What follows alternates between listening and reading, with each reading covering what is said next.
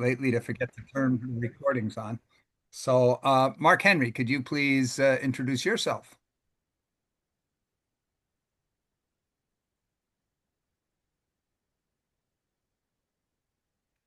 Okay, I don't know. Mark Henry, you're muted. Can you unmute yourself? Oh, there you come. Oh, yes, yes. I am Mark Henry Valencia.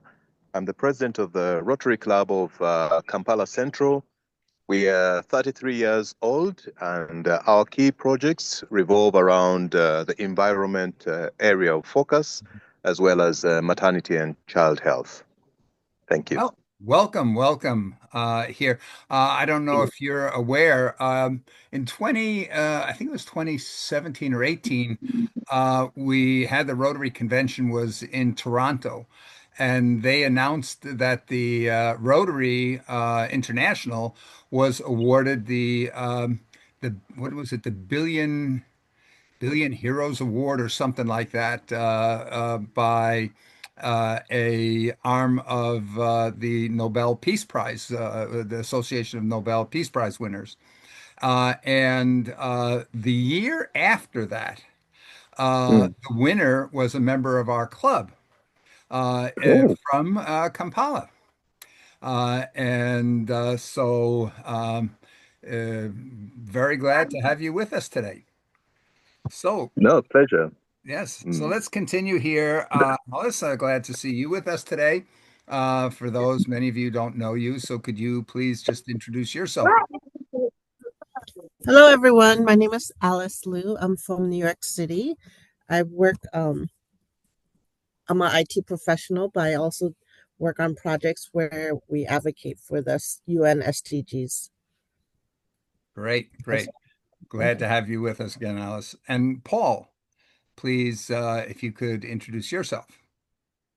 Hello, good morning. Thanks for having me. I'm Paul Granis. I'm also from Rochester, Minnesota. I run in some of the same circles as Dr. Patel, Mhm. and my fields are quality assurance and actually training AI models. Oh, wow. Okay. Very, very good. So glad to have everybody with us today. We're going to wait 2 minutes more to see if anybody else joins us. And I noticed that Jericho was with us very briefly, but she has Could apparently. I finish my presentation? Yes. Uh, I am a teacher in my country. I teach history and geography at high school, and I work in. I am a president of an NGO which named Nigerian Association of Environmental Scouts. Well, Thanks. very, very good. This today's session, I hope, will perhaps be of value to you because we're going to talk a little bit.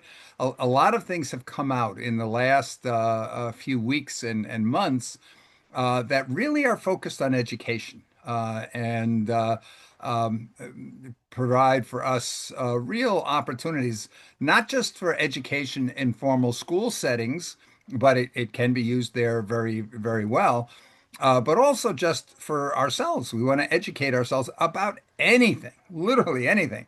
How do I fix my leaky faucet? I want to really know, or how do I find out how I can contact a specific person, or do public relations, or how I can get global grants. We're going to go into that, and I hope we have an expert on the field here with us today on that. And Stu, here I'm really looking forward to hear, Stu, your latest discoveries on how we can support the process of getting grants, and but also the process of doing successful projects. Because let's face it, we don't issue grants for the sake of issuing grants. We issue grants for the sake of having impact. And I think we're approaching a stage where AI can really help on that. Okay, I see we are now there. So I'm going to get the show on the road. Ding. I'm Bill Graham. I'm the president of the Rotary Dare to Be Great Global eClub, the go-to place for those who are crazy enough to think they can change the world, the whole world, and daring enough to try. And we are going to, and I declare this meeting on September 13, 2025, to be open. Today, the last 2 weeks, we took a little bit of a detour because in November, the beginning of November, there is a very, very important conference going to be taking place, sponsored by the United Nations, called the Second Global Summit or the Second World Summit for Social Development. Now, this follows the first global world summit that took place in 1995 in Copenhagen.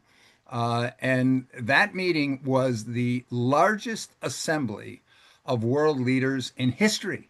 Never in the history of mankind were so many world leaders assembled to discuss one topic.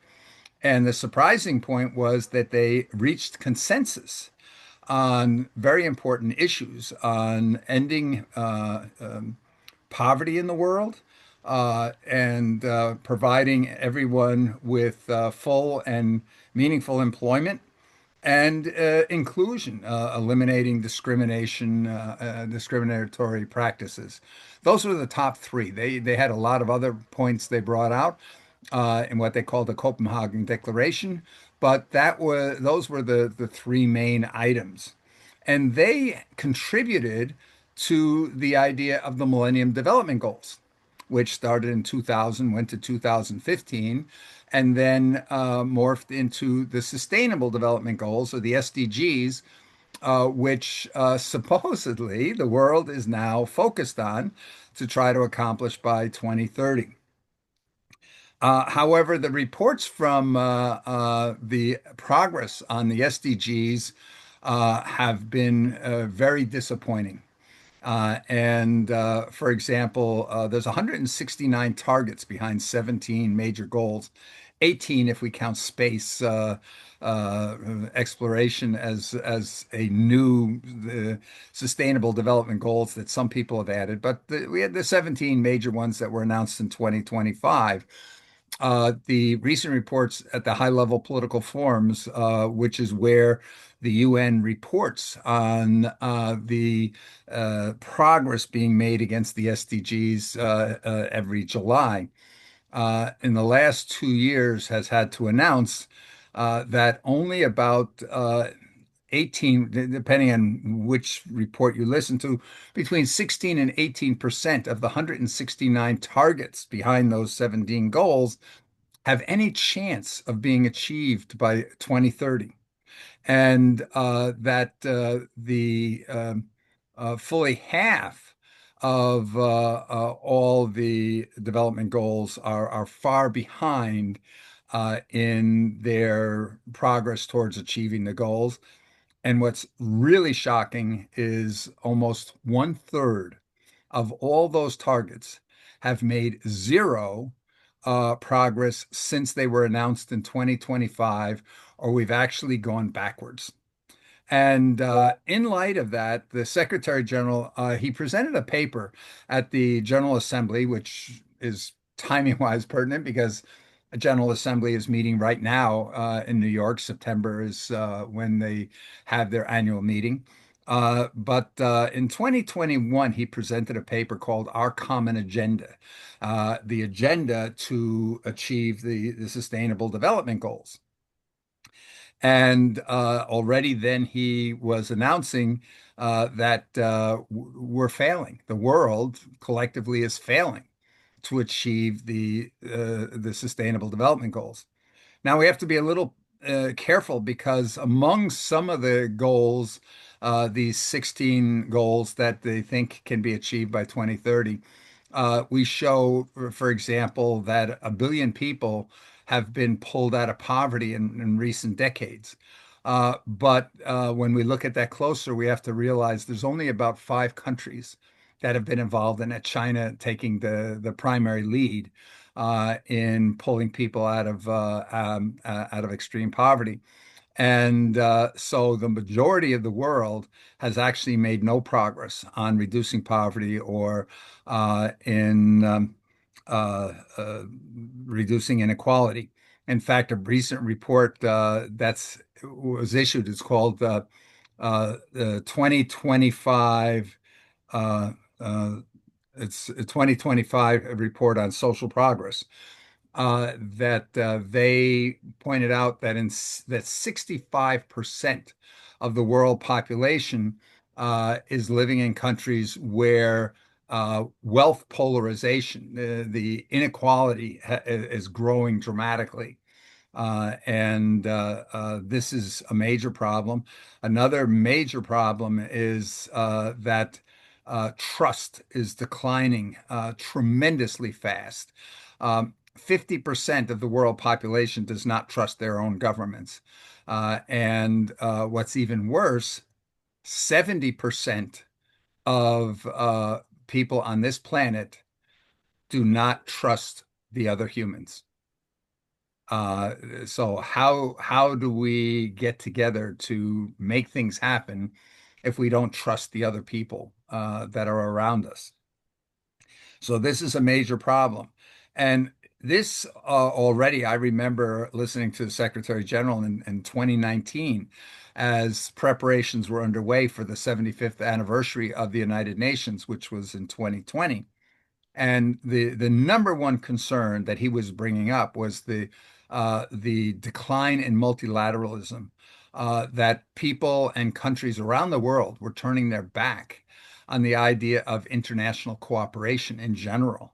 And let's face it, we see that those of you living in the United States, you see that firsthand. But we can look across pretty much the whole world, and not just the developing countries. In Europe, we see the same thing taking place a lot. And But we also see it in a lot of developing countries where the lack of faith in international cooperation for getting things done is really become a major, major problem. Anyway, so the past 2 weeks we talked about that because uh, of AI, actually. But before I go to that, let me just introduce um, Dennis. Um, Dennis, can you tell us who you are? Because I think that's very pertinent. You didn't hear all what I was just talking about, but I was talking about the UN and some of the concerns of people at the UN. Could you just tell the other members of our call today who you are and just give us a sense of your background and your understanding of what's happening in the world? Well, I am not, I wasn't aware that I was seen. Well, I have had the privilege of serving as permanent representative to the United Nations for Grenada and a vice president of the 69th session of the General Assembly. I've also served as ambassador to the People's Republic of China, the United States, the OAS, and so I have had a global sojourn. And I met Bill, whom I feel is a leader in bringing consciousness as to how we should live with one another. And so I keep listening and following and learning. That's all I would say. Okay. Thank you. Thank you, Your Excellency. Uh, and so I just wonder because, one of the things is we bring people together.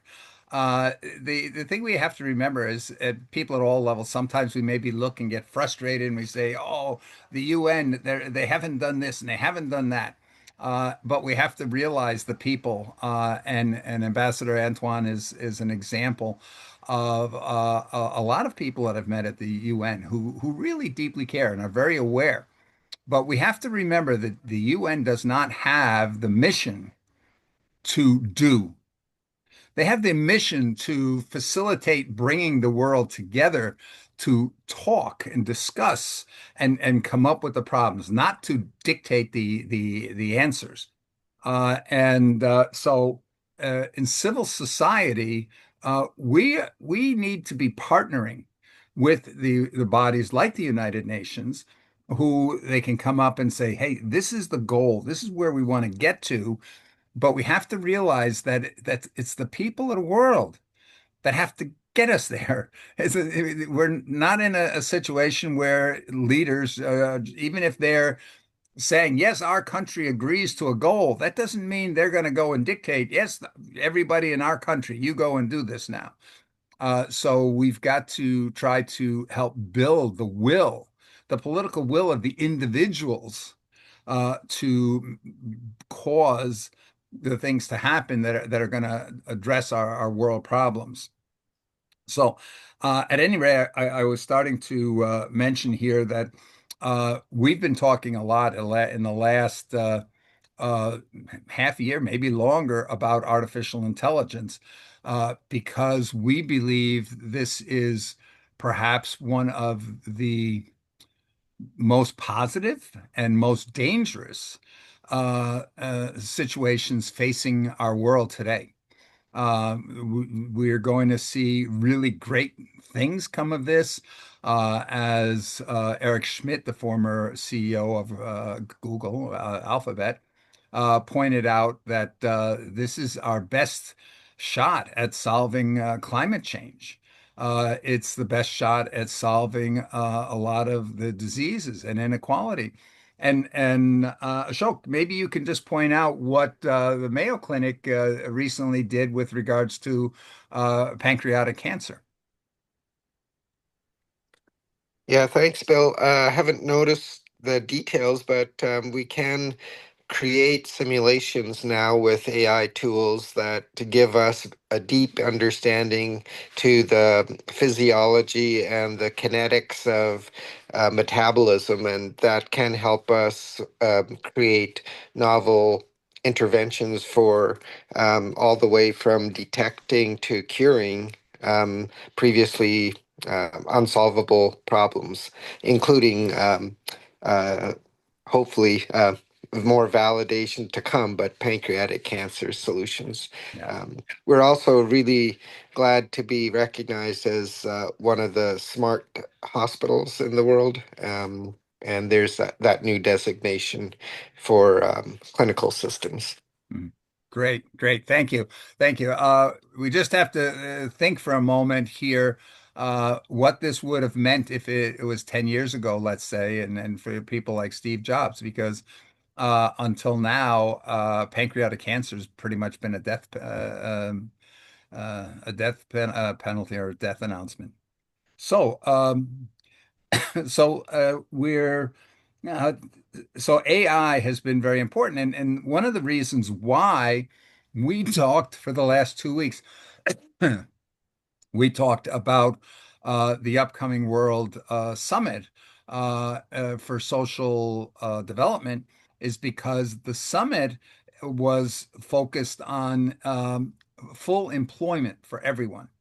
And this contradicts what's happening in the world, where we see for every dollar being invested in social causes and problems around the world that are really all focused on jobs, development, the Millennium Development Goals, the Sustainable Development Goals.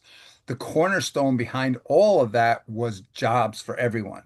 So the idea was that, hey, if we can spread development to developing countries, that will create jobs and create incomes, and those incomes will allow us to reduce inequalities and solve many of the problems like hunger and poverty and so forth.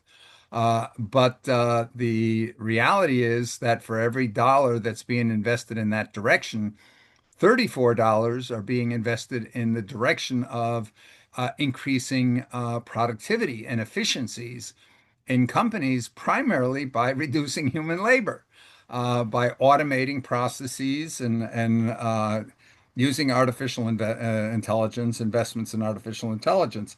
So our thinking was we need to have the social summit, the Summit for Social Development, has to at least start working on coming up with a contingency plan What are we going to do if the projections that call for up to 50% unemployment in developed countries, which would have a ripple effect into developing countries, if that should happen, what are we going to do? We have 50% of the population losing their income. And this is not the people that have typically been on the on the fringes of unemployment most of their lives. We're talking about people who have been in the upper to upper middle class in incomes, who have mortgages, who have car payments. That if they default on here will cause a collapse of the financial systems, and pretty much the society of developed countries could collapse and then ripple effect onto other countries. And we did a little experiment looking at the country of Togo, where we tried to estimate the impact. And we looked here at what percentage of the GDP of Togo is dependent on export revenues, that because of low labor costs, that they are producing goods mostly for export. What impact would that have on those revenues? What impact would it have on remittances from Togolese that are working in developed countries and sending money back to Togo? And then we looked at the direct foreign investment and international aid. And we saw that literally within 1 to 2 years, it could result in between a 30 and 40% decline in per capita GDP, which would, in fact, pretty much bring all healthcare and education in Togo to a standstill, and basically cause the all the instruments of progress in Togo to collapse. So, and that was just looking at one country. So our feeling was the World Summit right now is still looking at the 1995 goals and saying, okay, well, we got to find a way to give everybody a meaningful job so they have income. But in reality, we've got all these projections, and we see that the direction, the trends are that jobs are going to decline dramatically, especially among the those higher income earners. Yes, Ashok, please. Yeah, thanks, Bill. I was just going to add that income for governments will also drop if the labor force is displaced because, for example, in the United States, if we lose that much workforce, the Social Security that the federal government will have to earn will be dropped. So that is a contingency that governments have to also consider. Yes, very, very much so. The social programs from education to healthcare, Social Security would be, but also just the general funds because tax revenues would decline dramatically. The ability for governments to meet their needs based on, let's say, the previous year when all this starts happening is going to be a major problem. So and right now the powers to be at the United Nations and elsewhere are not looking into this issue. They're not talking about it. They're still trying to solve the problems of several decades ago. So our goal was to see how do we get the organizers and participants of the World Summit to put the coming up with a plan on their agenda. We don't have to implement the plan. We don't have to say implement, but we got to start thinking about what that plan could be. And we need a commitment to have a contingency plan in case that actually starts happening, because all the projections are when that starts, it's going to go very, very quickly. Yeah, Because and yes. yeah, could you also comment or remind us of the um, role of upskilling and reskilling the workforce? Because I think using AI is a skill in itself. So if you want to make a comment on that, I appreciated that before. Yes, yes, because right now the International Labor Organization, which is one of the sponsors of the World Summit, the upcoming World Summit, and the World Economic Forum have both introduced papers. These studies were done about a year, maybe even earlier, a year ago, and they saw a decline of jobs, the number of jobs being displaced as being close to 100 million jobs worldwide. But they called and said, but we'll be creating up to 140 million jobs. So it's a net plus. And so they don't see a major displacement problem. They see a churn problem. So they say the solution is we need to reskill and upskill the labor force to be able to work in in an AI world. The problem with that is that when we look at the potential jobs, any new jobs, for the same reason that humans are going to be displaced in their current jobs, AI is most likely going to do all those new jobs and not humans. And there's a number of reasons for that. We have to say the AI is not something that's designed to do a specific job. It's designed to do whatever humans do. It's designed for the reasoning process, the thinking process, and the behavior process. It's probably going to outperform humans in pretty much every single task that humans can do. And there's been a lot of talk that, well, don't worry, emotional intelligence, creativity, empathy, these are all fields that AI can't do because AI can't feel.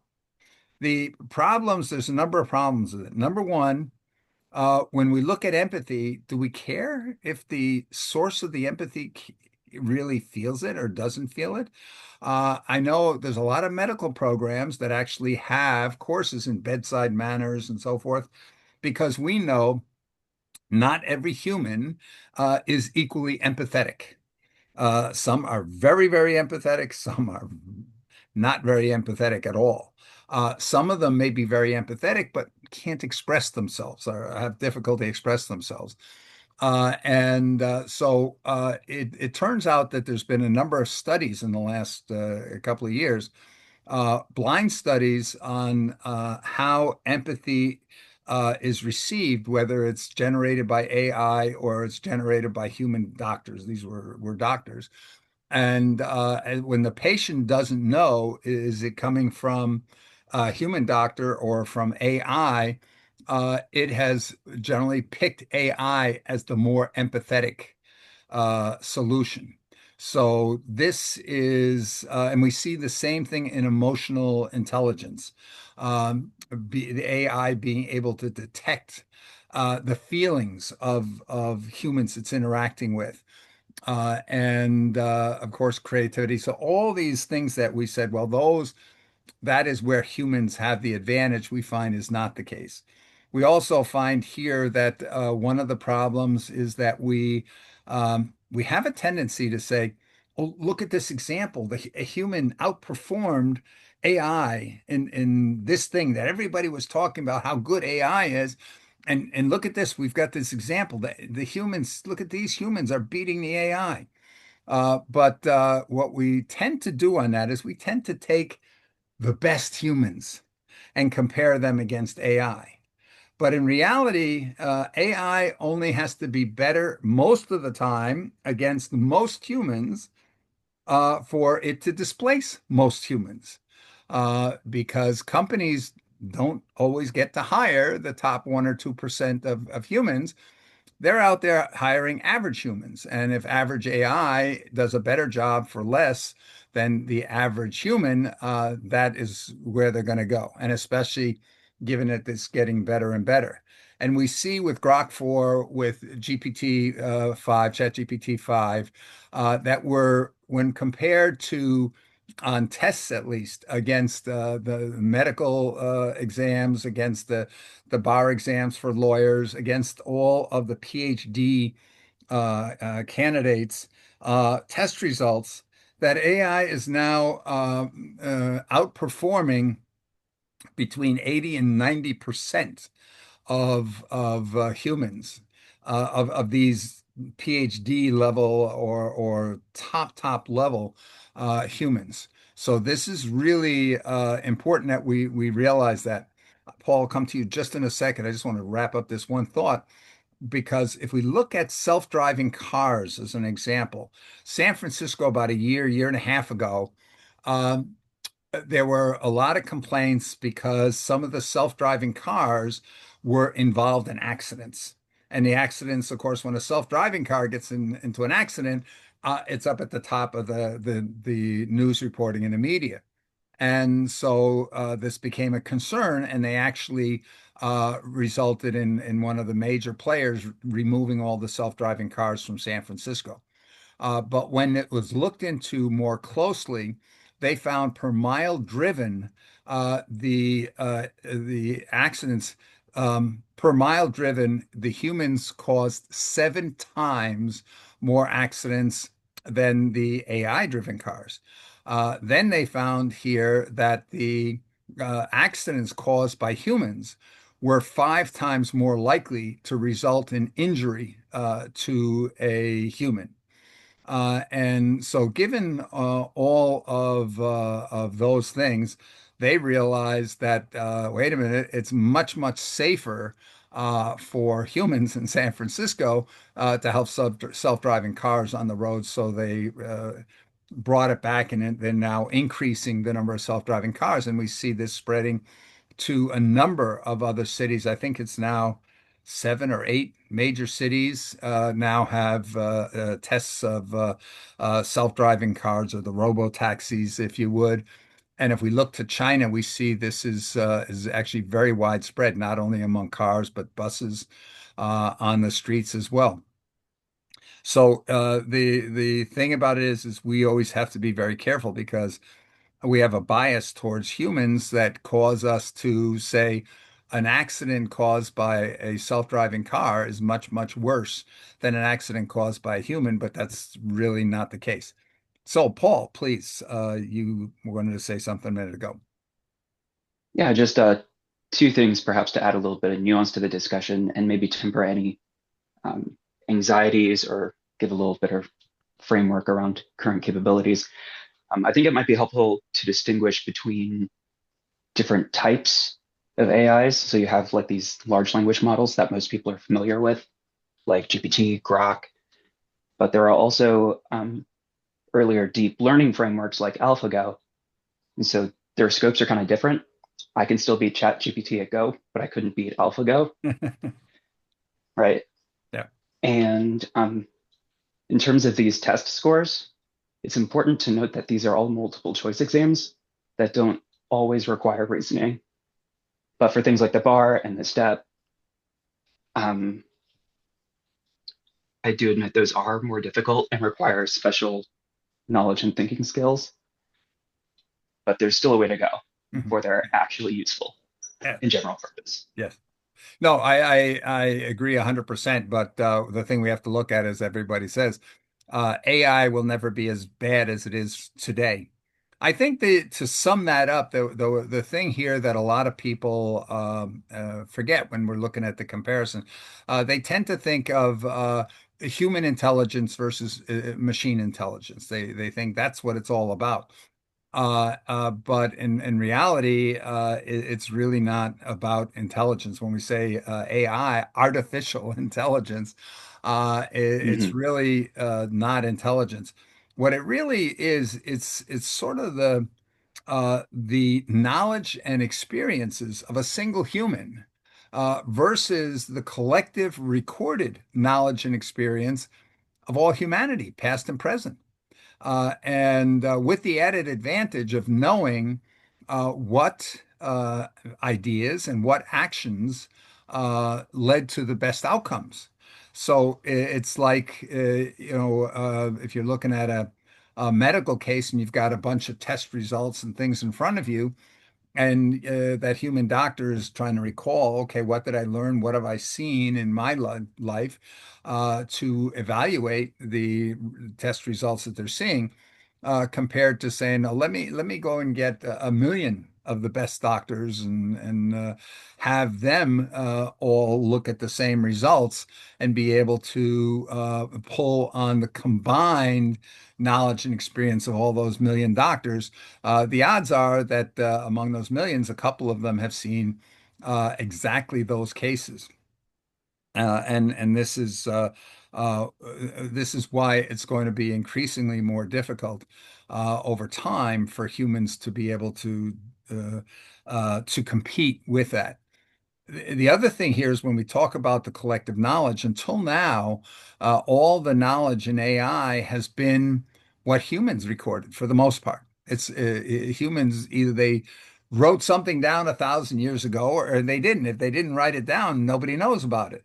And this is the case until now. Did we capture the data?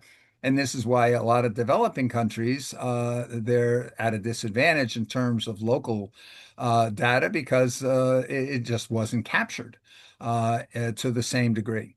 But going forward, we're seeing here that more and more all the sensors, cameras and other kinds of sensors out there are capturing all kinds of data in real time. So the ability to know to be able to have all the cases to compare to is increasing dramatically. Now, I think here I mentioned here we want to give a short um, discussion using I want to use the example of self-driving cars to explain AI and how it got to where it is and where it's going. So if we look at AI in self-driving cars, back a number of decades ago, we had very simple things. Maybe there was some kind of a sensor that showed what was in front of the car. And in the earliest days, it issued an alarm saying, "Whoa, hey, watch out! There's something in front of us. Maybe you want to stop." And or we see here if a car is passing you, some of the early uh, um, uh, driver assistance modules, they have a light that comes on your side mirror there to indicate to you, hey, somebody is passing you in your blind spot. So in the earliest days, and we had some toys that maybe was a little car going forward, and if it was headed towards a wall, it wouldn't crash into the wall. It would stop, and then it would back up and maybe turn to the right or left. Very, very simple. But as time progressed, more sensors were added to be able to detect if something was on the side or approaching from the side and so forth. But what really was happening is with the self-driving cars is over time, in the beginning, it was a person sitting in the passenger seat, perhaps, who was capturing the information of what was happening around the car and what actions the driver took and what the results were. So, oh, okay, we captured that, documented that something was in front of us or something appeared all of a sudden from the side in front of us.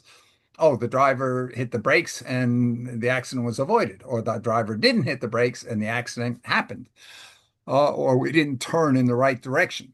And so we captured more and more of causes and effects, if you would. And then over time, more and more, we automated the capturing of the information. So today, you see a self-driving car. It's got cameras in every corner in every direction. It's got lidar. It's got maybe radar and other techniques there, and they're capturing in real time all the stuff that's happening around the car. In addition, we're capturing all the actions that the driver takes in the car. So we're able to see over time more and more that what actions led to good outcomes and what actions did not lead to good outcomes based on all these events taking place around the car. Parallel to this has been the development of a lot of automation of processes. So it started off with something simple like cruise control. So we just said, okay, we want the car to stay at roughly this mileage. So if we go up or down more than X number of miles, it would adjust the throttle to either slow us down or speed us up to keep at whatever that set speed was. Then over time, we were able to use the detection of how far a vehicle was in front of us and whether we were getting closer or more distance to get adaptive cruise control. And so over time, it's been more and more just get the capture everything that's happening, interpret everything that's happening, and then automatically take those actions that we believe will lead to the best results. And in some cases, we say, okay, there is no automated result. We warn the driver, hey, driver, do this.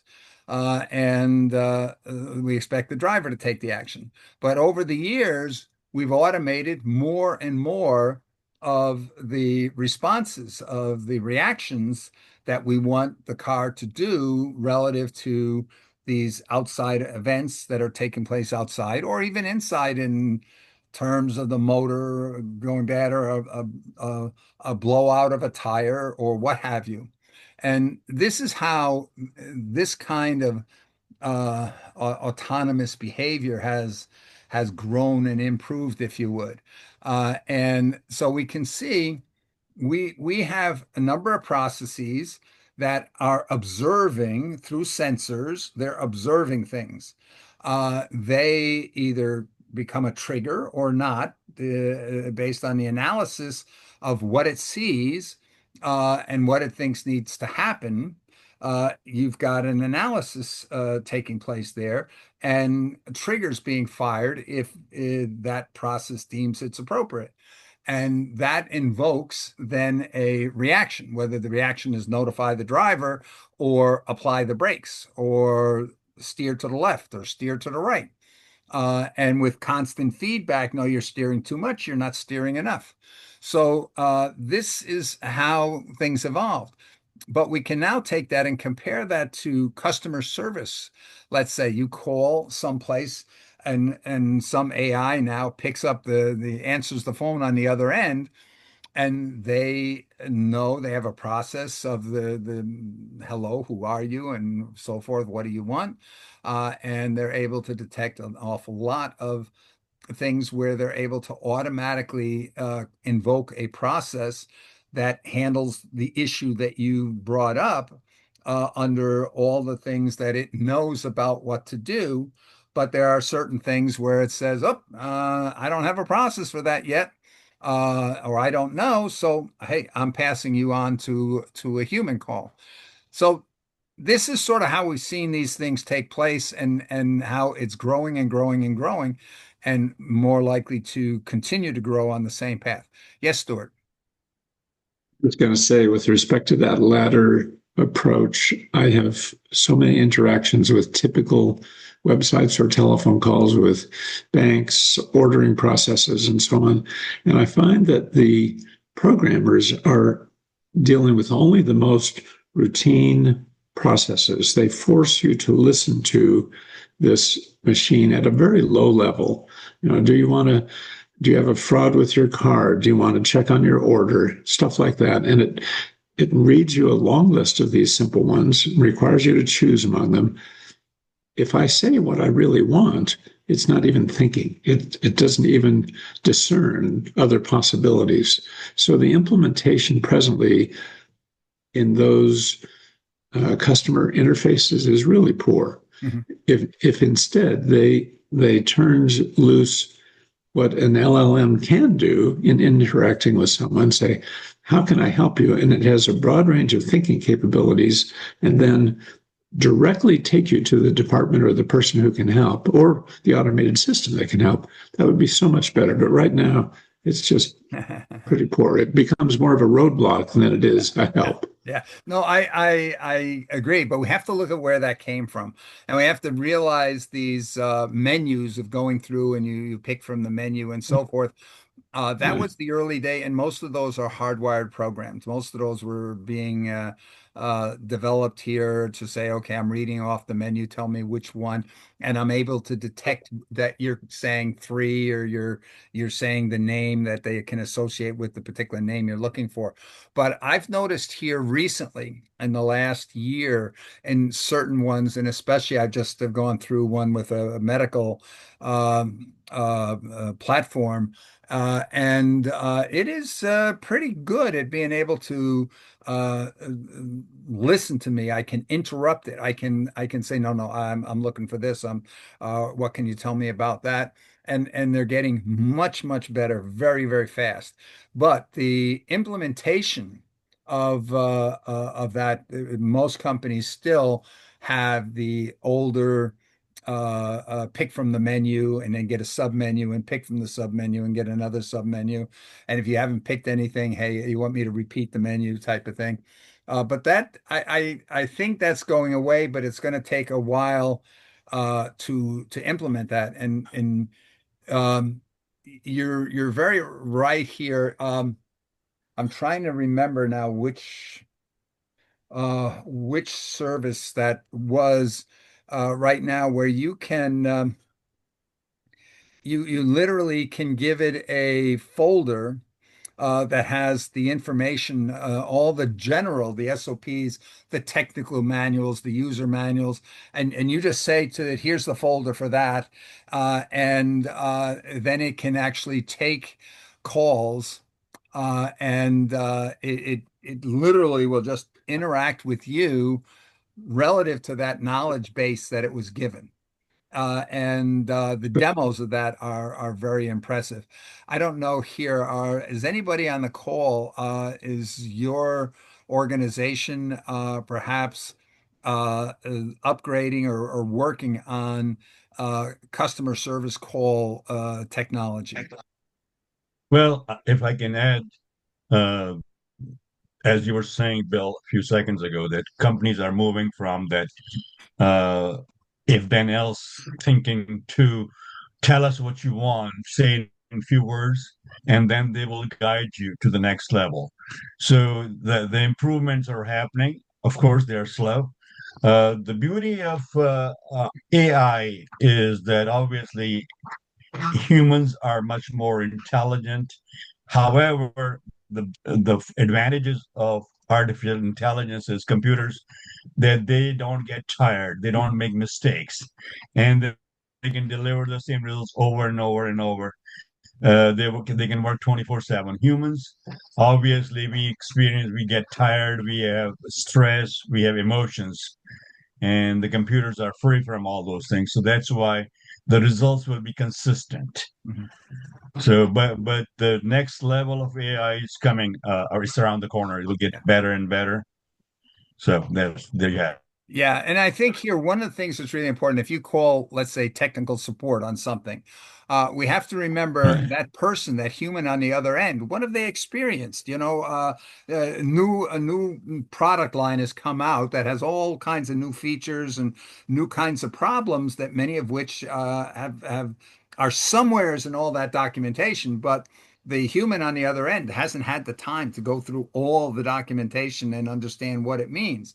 So the in the past, a lot of times you call and that human there is typing in or into a system and saying, "Here's the question," and they're getting the computer system is responding to them information that they just Right. pass on, and they're a middleman that doesn't necessarily understand what they're saying in response to the caller in all cases.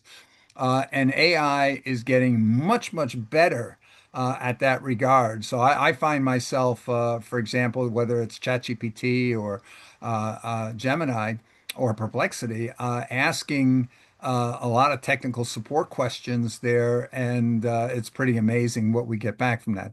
Yes, Ian. Well, when I was first setting up stuff like this uh, back in the 2000s, what you had to do was record You're every breaking answer. you're breaking up, So Ian. you Maybe if you turn off your video, I think you might recorded be. it. Okay, hang on a sec. Okay, can you hear me better now? Yes, we could for a minute. I can. Okay, Ian, I think Just the traditional link. you're breaking Okay. up too much that we can't really follow you at this point. Maybe you can put it in the chat. Okay. I was hearing him well. Oh, you were? Well, maybe it's my Yeah. Yeah. end. Although today I'm on a high bandwidth. I've got 300 up and down. So, but I'm going to turn off my video because that sometimes can make a difference there. So, Ian, do you want to try again? Okay, I'll try again. So I used a program called SQL Phone, and essentially what it did was, and then Yeah. No, you're still breaking up, for Ian. whatever choice Ian. they make, which is generally pressing or breaking up. Okay, I'll just write it down. Yeah. Okay. Thank you. Thank you. And Ashok, please. Yeah, thank you. I just want to add the methodology of going from broad discipline to for Okay, I'm going to ask everybody, please the turn AI. off your cameras, and let's hope that might take off a little bit of the burden on the bandwidth. Yes, Ashok, please continue.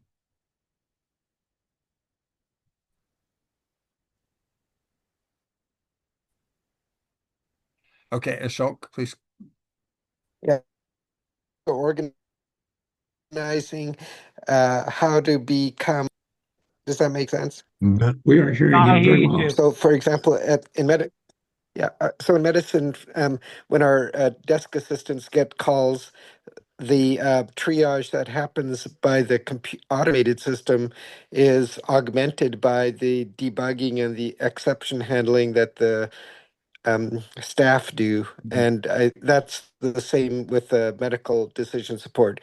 Yeah. We write the rules, and then we see patients that we have to exception handle. I think that's a good way to augment how we learn, and then how to have the AI system help us learn even more efficiently and effectively. Mhm. Yeah. And I think when we look here to, well, where's all this going? We have to realize that the again we're looking and saying, okay, it's the knowledge and experience of a single human versus the knowledge and experiences of many, many, many humans. Is that we've been running out of, let's say, the historical captured data.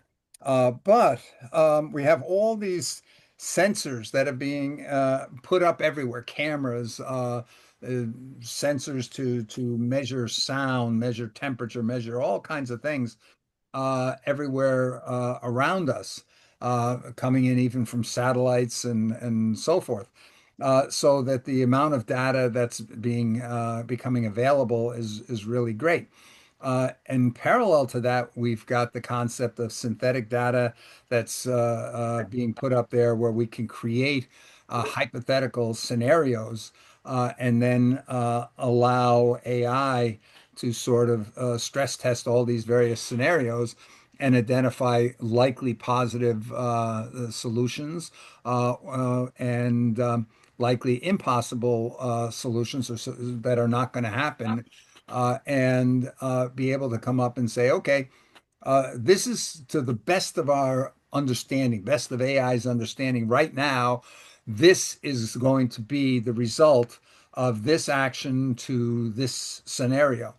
And the question is, well, should we put that into effect or should we say, no, it's got to be made perfect?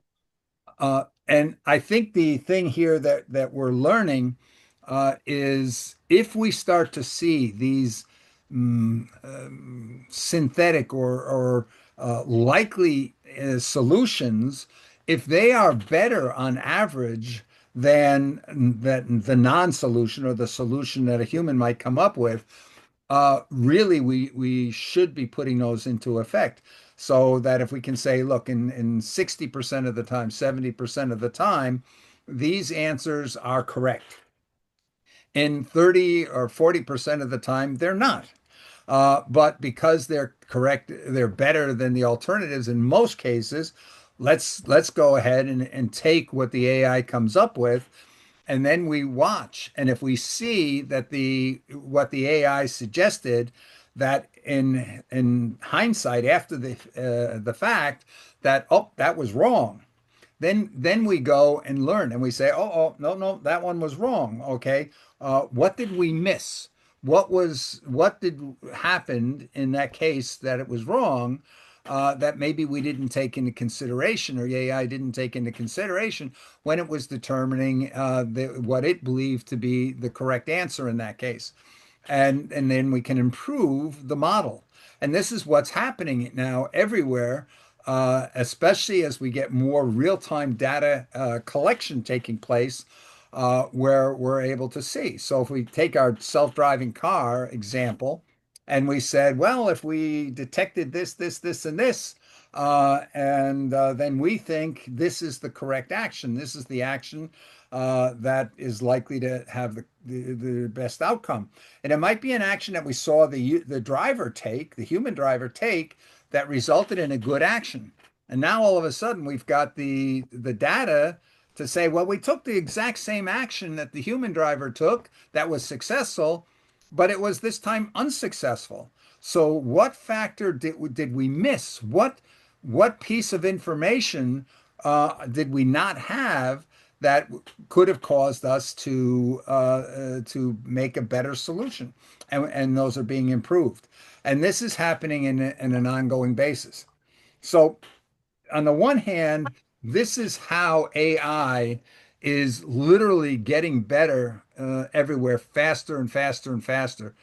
If we look to the medical side, and Ashok and Sid, if correct me if I'm wrong, but one of the earliest publicized examples of this was IBM Watson. Maybe it was about, I don't know, 10 plus years ago, after it had won at Jeopardy, that IBM started to release examples where it would take capture all the diagnostic information and what diagnoses that had led to. And so if they had a new patient, they would capture the same amount of information and be able to say, oh, our confidence level is 68% that this is the correct diagnosis for that set of conditions. But if I had the result of this additional test, my confidence level might increase to 87%. And so this was sort of the state of where things were at that time. There was a lot of mistakes at IBM in terms of perhaps trying to commercialize it way too early, and taking much too small sample sets of data to base all this on. But I think that was the basic principle in medicine here, that if we can capture all the information of cases that we know and be able to say, well, this was the diagnosis that was there. Did it turn out to be correct, or did it turn out to be wrong? And if it turned out to be wrong, what was the pieces of missing information?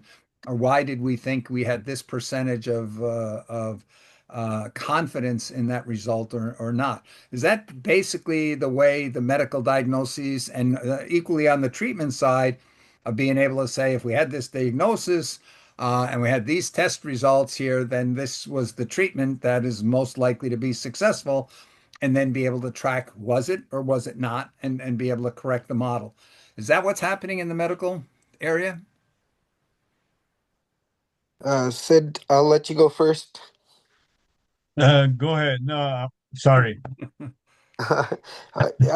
Yeah, so Bill, that's really a great framework. I would say there's three big buckets: prevention, active management, and anticipating how to comfort patients and connect patients when we can't cure them.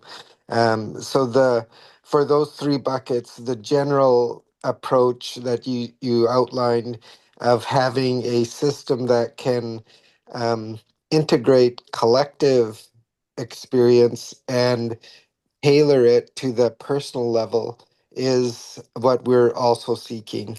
At the individual clinical level, when we have that patient in a room with their family, it's a lot more quantum processing, I would say, where there's fuzzy information and there's tasks that are not sequenced yet that we have to um, put some motivational interviewing and compassion alongside generating wisdom. And I would love Honorable Dennis to maybe comment on how you define and distinguish wisdom from knowledge, if that is helpful. But in general, the if-then logic is breaks down at the level of complexity and contextual relevance in the office space, and efficiency is, in my experience, different than effectiveness when it comes to human-human interaction. So at this point in our development of fusing augmented intelligence with human caring, we still need both, and we're still learning very humbly um, uh, the constraints and the ethics of implementing these solutions that seem ideal on paper, but it's really tricky when you take care of a person in front of you and you don't want to make a mistake. Mm. Well, yeah, Bill, if I may. Yes, please. I have been listening with so much introspection. I've been looking at the issue of good, better, best. You know, competition, collaboration, and consensus. It would appear that there are only, individual approaches. Is there any leading? Is there any following? In other words, what is the best? And how do we determine the consensus to follow that so that we develop that which we consider to be the best initiative? My troubling my mindset here is, how do we determine the consensus, the global consensus, for example, because it seems as though there are so many small pieces, everything working on its own accord. And therefore, how do we then bring along the process? I understand that there are stages of development. Each society, each community, each individual may be at a different stage of readiness to accommodate an initiative. But there are so many out there that it's like, which is the best to follow? And so, even as the medical professional spoke just now, how do we determine that this approach to caring for the individual is the best? And so we have three medical practitioners, each one giving you a variation of an approach. So don't you see confusion instead of us getting what I call consensus approach and leading approach? What is the norm? We don't have that anymore, right? So this is my mindset at this time. Yeah. I think here it's very interesting because one of the things that IT, forget AI, IT has brought about is a great standardization in so many ways. And we sort of think, well, that's computers. They require that. But forget the computers for a moment. Think about an EMT, an ambulance, a doctor that's on an ambulance service. When you go and study to become an EMT, you're taught certain processes, certain things. When you reach the patient, you take a quick look, and then if it's this, you do that. If it's this, you do that. So we have standard operating procedures for most things in life. Most jobs, you learn, hey, these are the standard operating procedures for that job that you're doing. And this is what's enabled the automation of a lot of jobs or a lot of support functions for people that are in jobs. And so um, I think we've we have to think because some cases we really want the human to identify to use their own imagination in, let's say, when they come across a situation. But we have many cases where that we don't want that at all. If you vary from the SOP, that's grounds for firing. For example, if you're an operator in a data center, and there's certain rules for backups and certain rules for what to do if data is getting corrupted and so forth and so on. The last thing we can afford to have is the human to say, "Oh, I've got an idea. Let me do this that is outside the norm," because you can damage huge amounts of data very, very quickly. So it's really as we learn and we try to pass on our whole thing of education, especially when you get into education in the professions, is to identify best practices and figure out how do we get people to follow the best practices? How do we spread the best practices? And one of the things where AI and robots have the huge advantage is if we've got, we talk about upskill and reskill, if we've got 1 million people displaced and we're going to upskill them or reskill them, we have to do that 1 million times over for each of those 1 million individuals. Where if it's AI, we find the right solution. And once we have found it and passed it to one AI, all the AIs know and are able to benefit from that learned best practice, if you would. So, but Stu, please. This is a very wide-ranging conversation, so I'll just add a few points. Dennis, I agree with your search for collating information, coming up with best practices, but personally, I dislike the phrase best practices because when I observe most practices, they're pretty poor, and a better practice would be a good goal. I'm reminded of the saying that perfect or excellent is the enemy of good. Oftentimes, all we need is what's good. Good in the situation, good in the context. And then when it comes to choosing what is best or what is good, it's not just the data, it's not just scientific inquiry, it's not just facts, but today it is government agencies who ignore those facts, ignore the data. It's political interventions. So as a society, decisions are made without regard sometimes to what is data or what is good or what is a best practice. They're made based on power. They're made based on influence. They're made based on opportunity. And it's kind of a crazy world. And I think that AI will only amplify all this noise. It will create more and more ways in which things happen. And we humans will have trouble capturing and understanding all those different ways. Exactly. Yes, that actually is a projection here. The projection is that how quickly will AI advance its understanding of all the various nuances?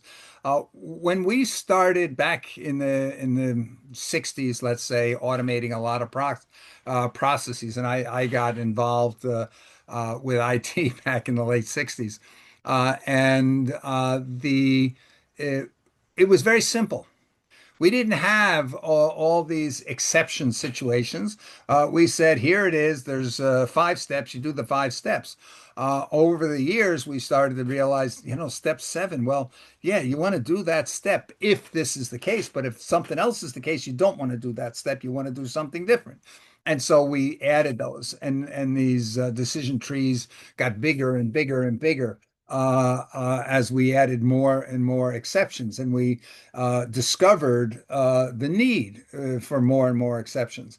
So that when we started here in the area of, let's say, self-driving cars, there might have only been a couple of dozen cases, very simplistic cases that we could identify and identify what actions are the correct actions to take in that. I first got started in logistics. So the question was, okay, somebody's coming in requesting something. This was in the military, and the question is, okay, what do you do? I have a new person that just joined our unit, and they're now the clerk in the warehouse. They have to be taught, okay, first thing is go and check on the availability. Do we have any of that item in here? And what's the priority of the request versus do we only have a couple of units left that we have to hold back in case of emergency? So the there's a lot of factors that went into that, but there was still only maybe a dozen things that human had to know and remember to be able to handle the situations. Today, when we take a look, there might be 1,000 decision points being taken in the logistics in the warehouse. New shipment came in. Well, where do you put it? Do you put it into a bin where it's only taking up 10% of the space, but it blocks the use of the other 90% for products that would be more suited for that space? How do you handle things that have expiration dates? So you've got so many factors that are going in, and this is what's happening everywhere. That we are constantly learning. Whatever we thought was the best practice was the best practice at that time, our best understanding of best practice at that time, but that knowledge is constantly changing. Was mentioned here earlier about AlphaGo. And when we think AlphaGo, okay, it just started saying, okay, do something. And then we'll see, was it good or was it not so good or was something better? So, do a million moves and let's see which moves tended to be good results. And maybe we can figure out even why. And maybe and we learn. So the more cases that we do, the more we learn. Uh, but at any case, let's see. Ashok, please. Yeah, thanks, Bill. Just two examples to add to or concepts to add. One is adaptive intelligence. I really like that concept that we're learning as a team as well as individuals to adapt to whatever's emerging or going to be needed in the future. I think we can hopefully start to build consensus around what those are using a combination of data and anecdotal experiences. The other was yeah, the use cases for errors. Boeing gave a couple of examples of turning over the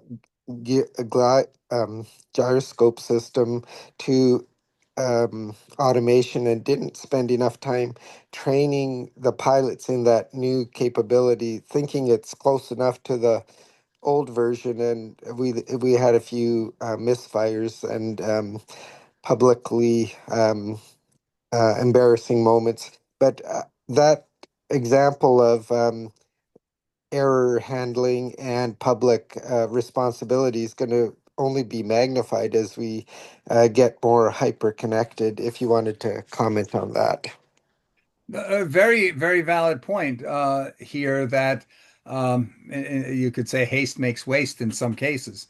And so obviously, if we look at the medical field and say look at the Watson experience, for example, they started actually using the data relatively early on, and we had for example, a family friend that was treated at Sloan Kettering with Watson, and she didn't make it. And the so the but the opportunity, if we think of something like AlphaGo, where they said, okay, basically we got this thing in the lab, and we're gonna go and do it like a million times over. We're not gonna just do it 10 times and say, oh, okay, we learned everything we need to learn. If we look at what Google Gemini does right now, if you do a deep research in Google Gemini, and it says, okay, I'm going to go, you asked for this information or you asked for research on that. So I'm going to go and check these things out. And it checks something out. And then it goes and it says, okay, I didn't get a lot of corroboration of this fact, or I got some conflicting answers to that fact. So now I'm going to go and look for more research specifically about those disagreements or lack of corroboration, and it will do another round, and it will go out there and check those specific things. And it does it over and over and over again until it finds, and it can't find any more lack of corroboration, or it can't find any more corroboration, or it can't find any more conflicting information. In other words, if it does a couple of cycles and nothing new comes up, that sort of says, this is the best I can do, and here's the result. I've had it go through over 400 sites, sources, and over 20 iterations before it hit that point where it says, there's no value in me continuing to repeat this because I'm not getting anything new. But it, most people, you can't see that. If you want to see that in a laptop, if you go in and do a deep research, Google deep research in a laptop, on the right-hand side, there's usually a button that says show thinking. And what it will do is it will show you each of the iterations. Now, what I found I had to do is, because they go away each time it goes out and does another iteration, it overwrites the what it was showing before. At least it did when I was capturing the information. So I had to be watching constantly. And as soon as it showed, this is my plan for the next iteration. And then it says, here's the sites I did, and here's the conclusions I came out of from that.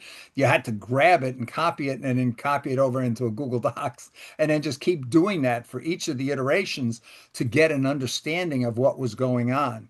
But this, I think, is what we're seeing more and more and more of. And why are these things getting better?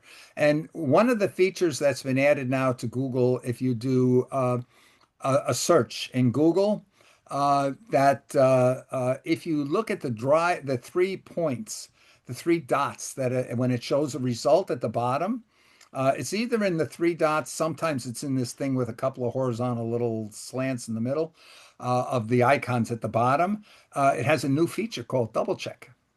So you can actually take the results if you ask something factual, now you can click on this double check, and it will go out there and it will highlight sentence for sentence of whatever it presented to you previously, and said, how what's my confidence level in what it reported back to you. And it will tell you, it'll show up with an orange background if it's questionable, and it will tell you exactly why and what disagreed with that and so forth. Or if it's green, it will show you, here's the different sources that corroborated this particular piece of information. Very few people know about that, but it's something. It doesn't show up if you, for example, ask a why or an opinion type of a thing. It only gives you the choice of doing this double check if you ask for something factual, where it's something that it can provide citations on and things. Um, so that's the result. Ian, do you want to try again and see here, maybe if we can hear you a little better now?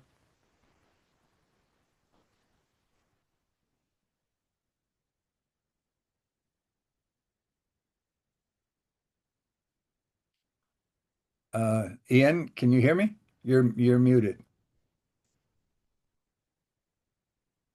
Okay. Maybe he's trying to work that out. I want to bring out one last thing, and then I want to switch over maybe and talk a little bit about some of the new stuff of the last couple of weeks. Um, as I mentioned here, I got started in IT back in the late 60s. I was a newly commissioned officer in the U.S. Army in a maintenance unit. And so I had no background. I was a college dropout. That's why they drafted me. But for some reason they decided to train me to be an officer. But I got my training was all in leadership and in equipment and maintenance equipment and so forth. So I didn't have any IT experience whatsoever, but we were dependent on being able to get replacement parts and spare parts on the state of the our a logistics system, the U.S. Army logistics system at the time, and so we had very primitive systems. Anybody who remembers UNIVAC 1101 or NCR 500? These were ledger systems where you dropped a ledger into a machine that printed out a line on this ledger from your inventory. So, but at any rate, I was trying to understand why sometimes we couldn't get certain replacement parts that were high priority. And so I spent time trying to understand how these computer systems work.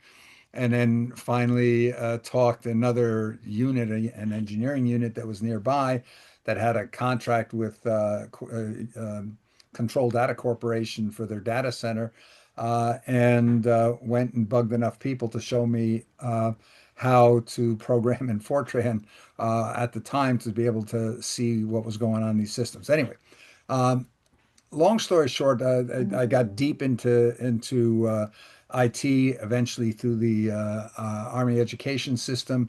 Got my bachelor's degree essentially in computer science, and eventually my master's in engineering related to computer science. And I worked for the largest McKinsey type management consulting company in Europe after I got out of the service. And we were sort of the leaders in methodologies of how do you develop automated systems. This was going out of the 60s into the 70s. And the reason why I say we were sort of the McKinsey level is we would go into corporations and we'd start off at the board of directors and say, what are you trying to accomplish? And then we would do a thing called goal task hierarchy. We would break down the highest level goals of the corporation and break that down into the sub goals that needed to be achieved to, in other words, to achieve the overall goal, and then take those sub goals and break them down. So the sub goals are tasks to the higher level goal, and they themselves are goals to lower level tasks. And you keep breaking that down till you get down to the lowest level of executable tasks, and then you structure all the tasks that belong together. And one of the things along the way that really hit me as you're going and looking at enterprises and trying to figure out how to organize them is when you get down to that very lowest level and you identify all the tasks, then you start looking at what data does it need? Because we were always looking at how do we automate the processes. We would look at what data is needed by these lowest level tasks to accomplish whatever their goal was. And one of the things that was really important as we were explaining to the leadership of these corporations this whole process, as we said, you have to get down to know what the tasks are. And then you have to realize, because we're looking to see what we can automate, you have to say, okay, these are the tasks that if you add up all these tasks, you'll accomplish your corporate goals. If you achieve all those tasks correctly, it'll ripple up through that goal task hierarchy to the highest level goals.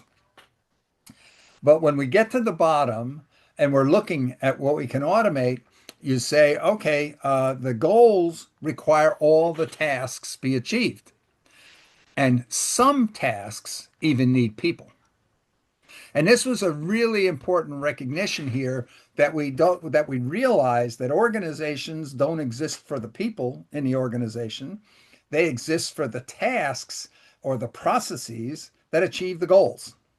Now, I realize with Society 5.0 and Industrial Revolution 5.0, we're trying to say we need to put the human at the center of everything. But our systems that we operate on in the current world, from whether we're looking at the capitalism or we're just looking at market driven systems, economic systems, based on supply and demand, and where the costs make a difference and so forth, that in the end, we're looking at tasks and how what does it take to accomplish the tasks. And as soon as we got rid of the idea that we're trying to help a human do the task, but we're really just trying to do the task, and that maybe the human could contribute to that task, but maybe not, you started to see the automated systems change. The automated systems that were very poor in the beginning, in whether we were looking at inventory management, accounting systems, HR systems, whatever, the problem was they were designed on how to serve the human that was doing the task. But it was only when we started going and saying, no, let's get the IT, let's get the computer program to do the task. We don't need the human in the loop unless the human is contributing something that the computer can't do. But in so many things like inventory management or accounting systems, it's totally known what the task has to do, and it's totally unnecessary that a human get involved in 90+% of the execution of the tasks. So now, when we look at where we are today, and we see that more and more with agentic technology, or even just the simple AI execution of a particular task, that the it's we have to ask ourselves, okay, what did the human contribute to that? Take the case of a loan officer in a bank, okay, that's approving loan requests. One of the things, my father was the loan officer and a banker, the head of the department, and so he had loan officers working for him. And I remember as a child and hearing about cases where a loan officer looked at the person who was requesting the loan and bypassed the facts of the monetary facts, and made decisions based on the person that was requesting the loan, if that was a nice person or a person they liked or whatnot. And as a result, they ended up with some bad loans because they didn't the financial data said this loan should never have been issued. And so we see that kind of an issue. Now, we see this coming up more and more, that we've got AI that is monitoring situations, just like the cameras, the LiDAR, and everything else in that self-driving car that's monitoring all the events that are taking place. And then you've got some AI that's analyzing the results and making a decision. Do I have to take an action or not, based on that data? And because it looked at all cases of such data, and as it says, is some action warranted or not warranted? And if it's warranted, the next question is what action? And then you've got the question, is that's an action here that I have a solid process for that has been proven to be the best action, and so I'll invoke that to do that action, or we don't know, and so I'll pass it on to a human. But then we have those where it says, no, I'm going to pass it on to an automated action. So we now have an automated action agent that does a particular task, and then maybe we have a quality control agent that's invoked at the whenever that process is done to say, okay, is the quality good or bad or whatever, and what action should I take out of that? So we see this cycle of agentic actions being defined more and more, and it's a hot job. If you're good at that right now, boy, can you get a good job at and make a lot of money. But just like we saw with prompt engineers, and now the best prompt engineers are AI, the best agent development is moving very, very quickly away from human architects over to AI architects. and within a very short time, that is going to be the norm. AI architects will take the action. And we're seeing more and more of the agents being autonomous. And so this idea of, well, humans will ask the AI something or issue a prompt, and that's going to cause the AI to do something. That is probably going to be replaced within the next year or two, where AI is going to initiate the action based on just its awareness of things that are happening around it. Just like we don't want the AI, we prefer the AI take the action to hit the brakes if we're about to crash into the car in front of us.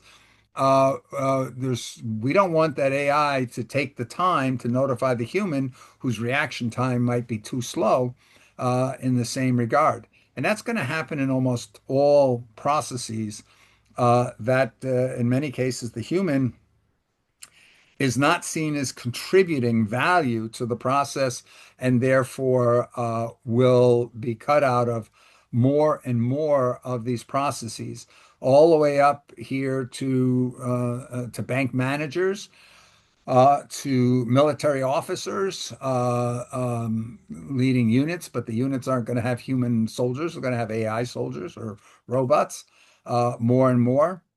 So this is why when we look, why do we come to this conclusion that so many humans are going to lose their jobs in the near future? The near future being anywhere from 3 to 5 years. Um, and so there are going to be maybe some places for humans to play a role, but there are going to be a great many cases where humans are doing things now where it can be fully automated. And so we need to take that into consideration. So does anybody want to comment on those thoughts right now as to how with the agent technology and looking at things, if you haven't looked at Opal, Google Opal, which is an agent builder, and see, or even looking at Zapier, where you can just say, I need a process to do this, this, and that. And it will develop a whole process of maybe a dozen different tasks or sub agents, because in the future, an agent will determine from the sensor information that it is picking up that something needs to be done.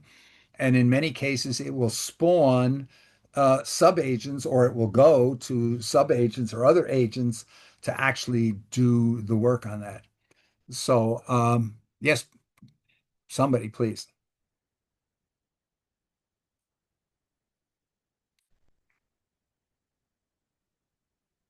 Did I put everybody to sleep?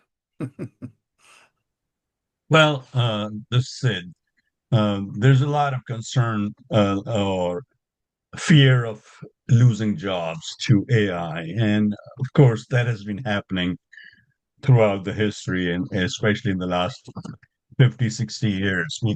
Technologies have come and replaced some of the mundane jobs over the years, and this will continue. But then again, it creates some other jobs. So obviously, people need to design AI bots and other things. And there's a lot of stuff happening in the investment area and market, and they're developing these bots for investment purposes. So, and there will be automating, creating bots for uh, in hospitals and doctor's office and then your manufacturing. So there's a lot of application and a lot of new jobs will be created. So uh, I'm not really, people should not be fearful. That's one thing. Yeah, there's some of the main mundane jobs will be restructured, redefined. That's all I have to say. One of the questions is when we talk about the restructuring here and new jobs, given what I was mentioning about the AI being able to learn so much faster than humans how to do any particular process, we have to start asking ourselves what jobs. And I mentioned specifically the jobs of solution architecture, of figuring out what's the best solution to do in a particular case. AI in general, what it's doing is when it's answering any kind of a question, it goes out there and it's trying to figure out what's the best answer to whatever that question or prompt was. And so, I mean, we're already seeing that more and more prompt engineering. If we look back 2 years ago, prompt engineering was considered, oh, wow, that's going to be the great opportunity for humans. In the meantime, we see that most of the best prompt engineering is being done by prompt engineering bots, if you would, or the AI itself is much better at generating prompts, good, effective prompts, than humans are. And in a very short time, we probably are at it already, that AI is probably more effective at evaluating the effectiveness and efficiency of prompts than most humans. And again, I go back to most humans because if, as I mentioned, if AI is better more often than the human, in most cases, it's a better choice than the human for most companies. And we may come out and try to regulate and say, oh, okay, if you lay off people, we're going to tax you for everybody that you lay off. But the real issue is going to be people are going to come out and create startups that never had human employees. And so they're just going to put the companies that try to protect jobs out of business. So this was one of the things that when we looked at the World Summit for Social Development, that we said that we need to get rid of human jobs as quickly as possible. That should be our goal. Now, I'm sure some of you are going to go, "Ha, that's a terrible idea."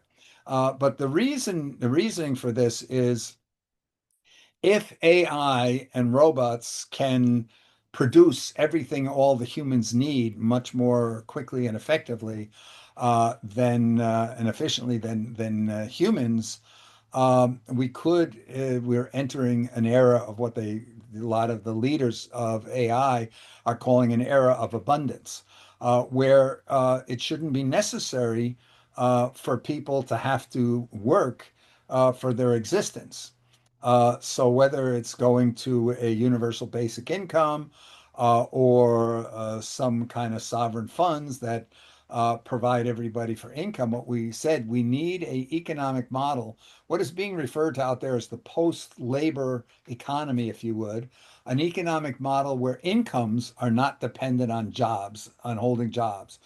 Because when we hit that point, where people are, they don't have to do something maybe they hate or is dangerous just to survive. They can pursue their passions. So somebody who's got a passion for art or music or whatever, but they're not good enough or don't think they're good enough to be able to earn a living at it, are now free to pursue that passion because they're not dependent. In other words, it's really saying let's share the benefits of AI and robotics. Let's all share that together in the world and move on to that better state. So this is what we were asking the World Summit to include in the agenda. That when you're looking to come up with a contingency plan, what to do when people start losing jobs, it was based on the idea that they come up with a plan to peacefully, that's very important, we're peacefully transition the world to a society or economy where income is not dependent on your labor or your productivity. And because when we start to go through profession by profession, it's very difficult to find a profession that where 90% of the work is not going to be able to be automated, if you would. And so, yes, there may be opportunities to upskill or reskill people, but the danger is here that so we upskill them and reskill them, but there's not so much need in the world of AI where things are centrally developed and then just used by everybody. Most people who are going to be impacted by AI are probably never going to touch AI or do anything actively with AI. But like we said with Togo, it's not anything they did in Togo, but it's the issue that the rest of the world is now able to use AI and robots to reduce the cost of production in their own next to the consumers.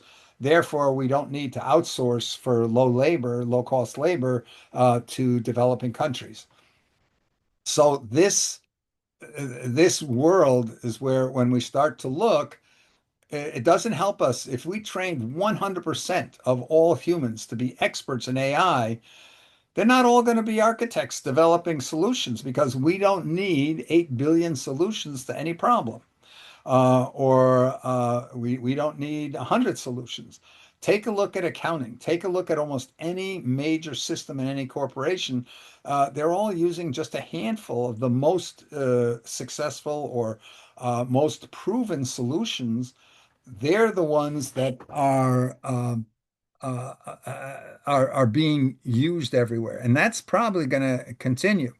So if we recognize that and we can't come up with opportunities where all humans are going to be able to have full and productive employment, we have to come up with a method where humans can thrive without having full employment.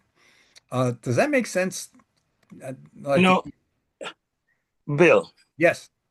you've said quite a lot of pertinent um, issues, but the focus on the knowledge economy today, and that is redefining global development. You know, today, a country's ability to thrive is no longer determined solely by natural resources or manufacturing capacity, but by how well it cultivates talent, technology, and trust. Trust is a big issue. Mhm. So, those that invest in science, innovation, and strategic partnerships will accelerate forward.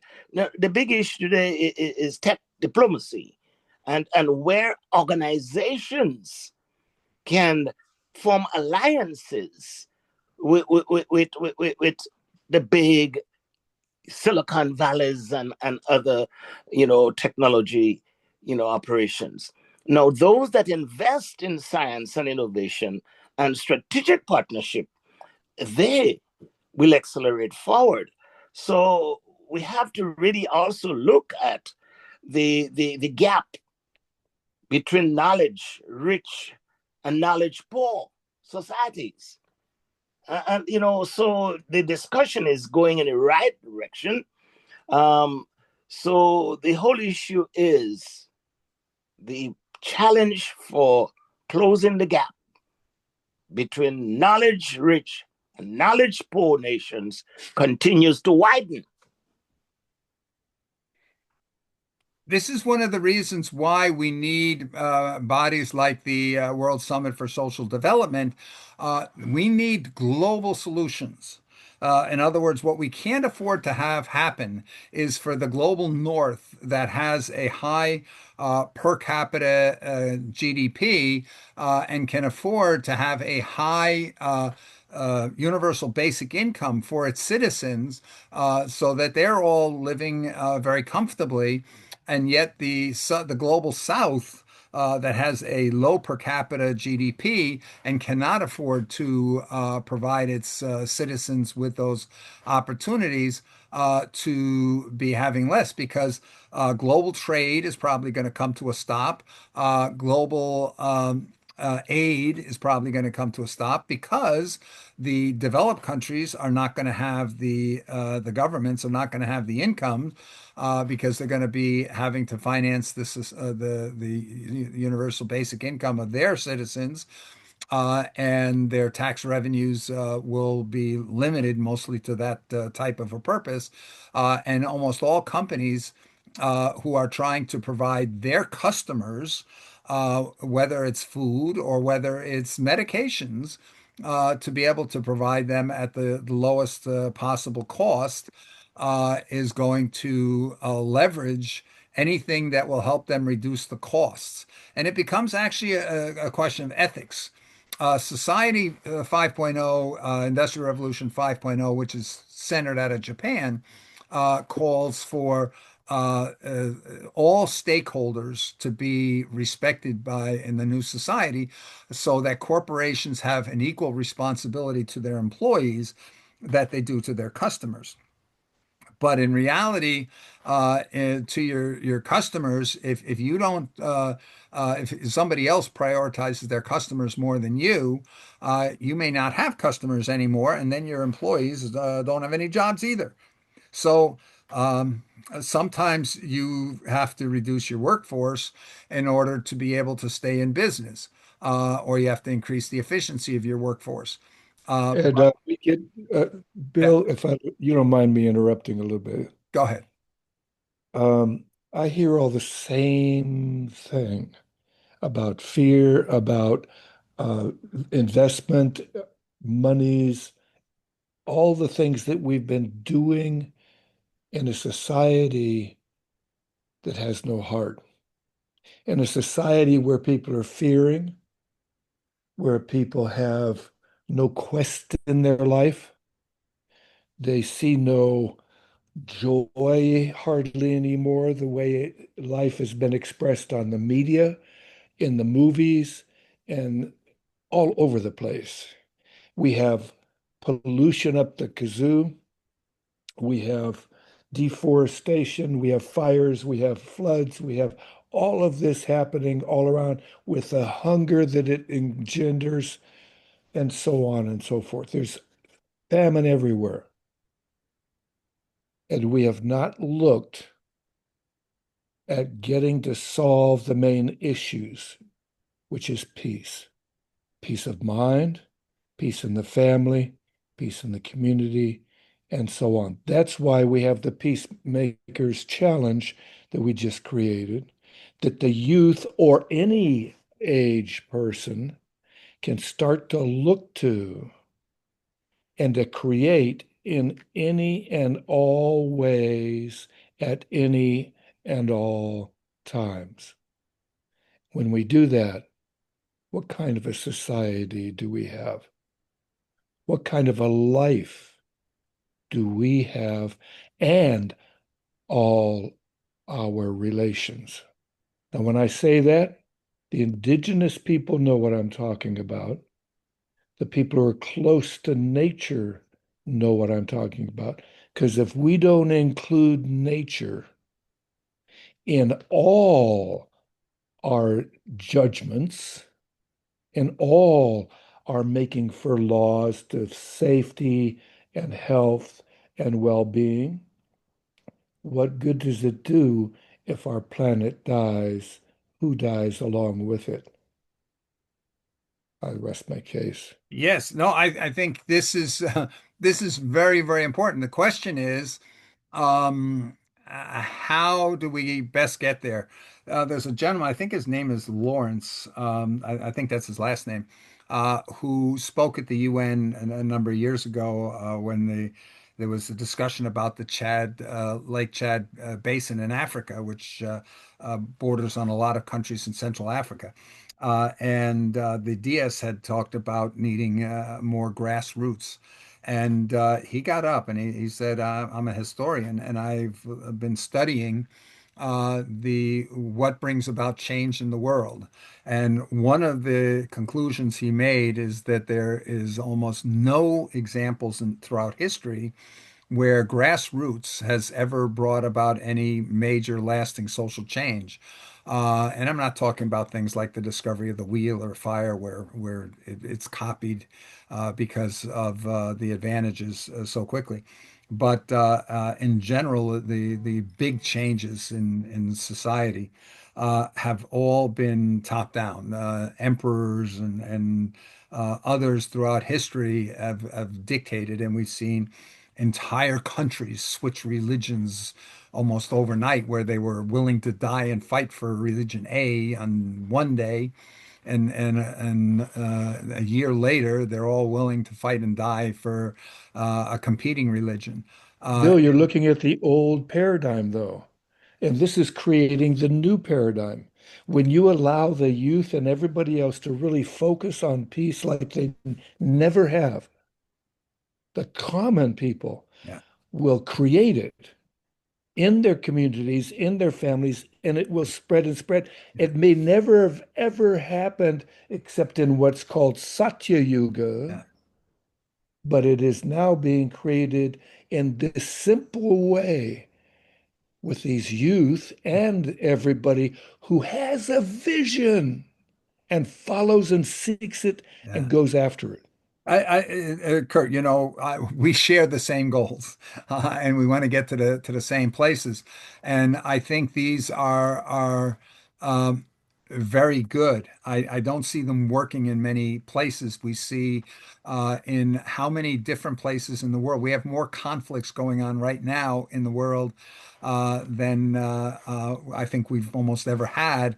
We have on the political side more violent disagreement than we've ever had. This idea of the unity, we have to get there, and you and I agree. That's where we need to try to go and get people. That's the whole concept of Dare to Be Great, of challenging people. Let's go and make a difference. Let's go and make sure it's a meaningful difference.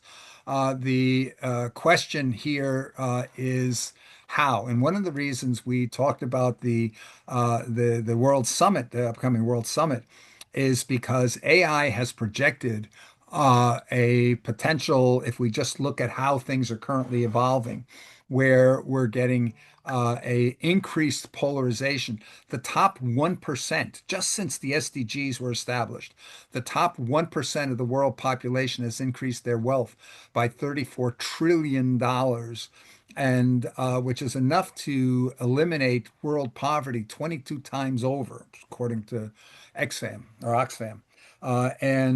So while I wish we could accomplish what you're talking about just by all preaching let's be good, that's been the golden rule has sort of been the main thing of preaching for a long time. But we actually had one of our young people who was 14 years old at the time and a Dare to Be Great student. And he said here, if you want something to happen or somebody to do something, if you don't plan to cause it to happen, then that's the definition of wishful thinking. He was sort of following the quote from Einstein here that what was it? I forget the quote right now, but at any rate, so the idea here is we need to have a plan for how we're going to bring it apart. And the great fear is AI, when it mapped out and said, let's project forward the way we've got this owner class right now whose wealth is just going out the gazoo. What is it that Meta offered? How many tens of millions of dollars signing bonus for some of those top people? Well, how many lower level people need to lose their jobs to pay for those couple of people that are earning at those levels?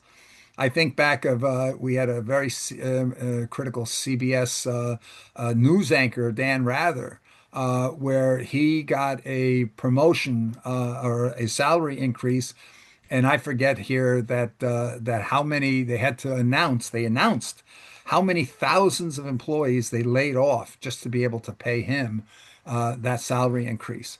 So the issue that we're looking at is AI has projected, if we keep going with this polarization, if the transition to a labor-free society, to a post-labor society, is too slow, then the that owner class is going to isolate themselves more and more from the masses.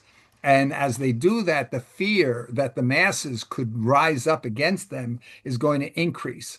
And it came out that one of the possibilities is a preemptive strike by that 1% owner class or a fraction of 1% owner class to annihilate, let's say, 95% of the world population. So, we don't want to think about that. We say, oh, no, no, you can't think that way. But the thing about it is that's a worst case. And what's the saying? Hope for the best, but prepare for the worst. So if that's the worst case, and it's a physical possibility that they could come up with a virus, AI could come up with a virus and just wipe out the bulk of the world population. And they say, oh, that's our solution to climate change because all those people aren't going to be doing any pollution anymore. And they're not going to be competing with us for the oxygen. And they're not going to be competing with us for this or that or whatever. Um, we've got to go and have contingency measures to make sure we never get to that situation where that might be considered a viable option by some people. And the fact that AI is bringing that up as a viable conclusion to a certain projection, if the jobs start getting lost by people and the upper middle class, and they stop paying their mortgages and car loans, and the banking system starts to collapse, at what point do these people become afraid of what the masses might do to them? But if we go and discuss it early enough and say, what is a solution? We see there's many billionaires right now that are willing to share, that recognize that we can't have a world of such class polarization. And if AI displaces so many humans and they get a universal basic income that's paid for by the top 1% or fraction of a percent, are we cementing in a class structure? A class structure where we've got a tiny handful of people that are ruling the whole world and the great masses who just survive because they have no choice. So that's what we're trying to avoid. I realize we're losing a lot of our audience here, and we wanted to show a little bit about some of the new tools, especially with regards to education. So, if everybody's okay, I'd like to switch over and at least show that so we get it on the recording, so that those people that have not been able to stick with us because we're 2 hours into this meeting if we could do that. Everybody okay with that? I'm going to take that Yes. as Yes. okay. Yes. Okay, great. So let me go here. We saw that in the last couple of months, ChatGPT came out with a thing called Study and Learn. We see that Google has added guided learning to this, and we just see more and more. Anthropic has apparently come out with something called Anthropic Academy, where they're so many of the AI tools are being expanded to providing learning aids. And part of this is in the reaction because the education community, especially at the university levels, has said, oh, we have to ban AI because people are just using it to cheat. They're using it to avoid studying, avoid learning. They just say, hey, submit my assignments for me, and I can go and do something else. Now, I used to teach at Purdue University, and I came from business. And so I thought, okay, these people are paying because they want to get knowledge. And I can remember my very first day in the classroom, I had picked a book and whatnot that I was going to use as a textbook. And I asked the class, okay, what do you want out of this class? It was a class on data management. And nobody said anything for a long time. And then finally somebody said an A. And I realized it wasn't the knowledge. They just wanted to get a grade that was going to be positive on their grade point average. And so I switched course. I decided I wasn't going to teach the course. What I did was on the next class session, I brought in a box of about 15 books. And I said, here's the way the class is going to work. You read as many of these as you need and you write your own book. In other words, you learn and then you explain to somebody else. That's something called the Feynman technique, if you want to look it up. The idea is you can learn the most by trying to teach it or explain it to somebody else. And so the what we see now taking place in all these AI tools, these the study and learn from ChatGPT and everything. If you select that, if you ask questions, it's not going to give you an answer. It's going to ask you questions that are hopefully going to jog your mind and move you closer to discovering the answer on your own, so that you actually learn. So using the Socratic method of teaching and asking you questions. And this is getting and becoming more and more functionality that's in this direction. Now, one particular tool that has been praised a lot by researchers and educators is Notebook LM from Google.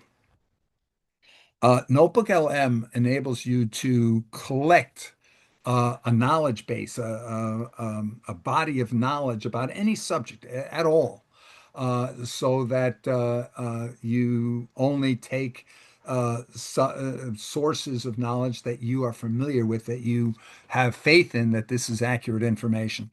And then it lets you communicate with that body of knowledge, ask it all kinds of questions. But you can also just simply say, make me a study guide so that I understand this body of knowledge. Or give me a summary document about this body of knowledge. Or you can ask for frequently asked questions about it. So it's all how to deepen your understanding of this body of knowledge. And you can narrow it down. So you could come out there and say, okay, I want you to gather all the sources on quantum physics. I want to understand quantum physics. And now you can talk about it, but you can also say, you know what? Make me an audio overview that's going to explain this aspect. So I'm going to switch over to share my screen because there's new stuff here. Some of you have heard me talk about this a lot, and you say, "Oh, okay, I already know about this," but there's new things on this, and this is why I want to show you this. Let me see. I've got to hold on a minute. You know what? I'm just going to stop sharing for a second here. Hold on. So I just have to find the screen where I sort of got this ready to go.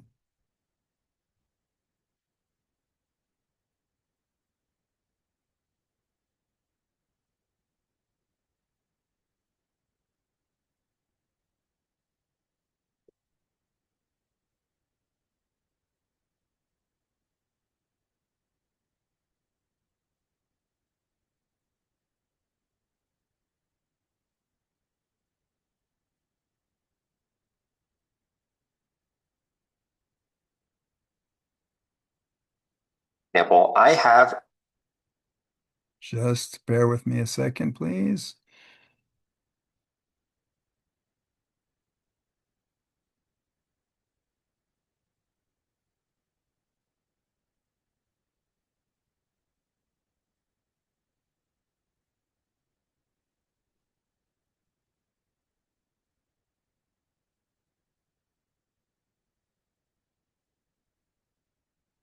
I'm still working on this.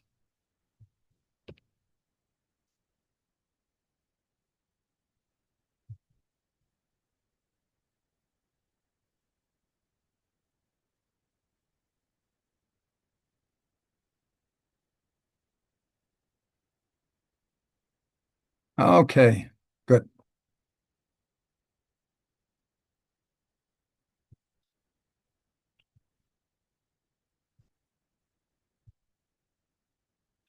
Okay, so hopefully now this is going to work. Okay, so I'm in Notebook LM, And there's some things featured, notebooks, and there's some notebooks that I've created on my own. And so let me take one example of this.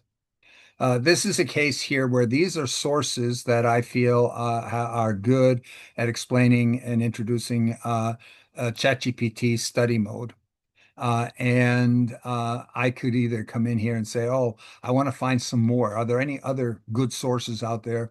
And I can come in here and describe what I'm interested in, and tell it, okay, I want you to take only reliable sources. I only want to see YouTube videos. I only want to see peer-reviewed academic papers, whatever, about whatever subject, and it will go and add more subjects to what I'm doing. And those subjects can be anything. They can be a Google Doc, Google Slides, a website, a YouTube video. I can just copy text. I can go and put in PDFs, markdown text, audio files. You can just dump everything related to this. Now, I have a paid version, so I only pay $20 a month. It's only a pro version, but I can have 300 sources to a subject. And each one of those sources could be an entire textbook. Or I can come in and do a textbook where I break it up in chapters so that I have either made or found sources. So I could go in here, for example, put a textbook, select a PDF of a textbook, and then I could come in here in the chat mode where I talk to the AI about it.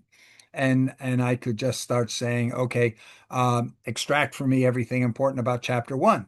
And then I save that as a note. And then I say, tell me everything about chapter two. And I could do that for each chapter.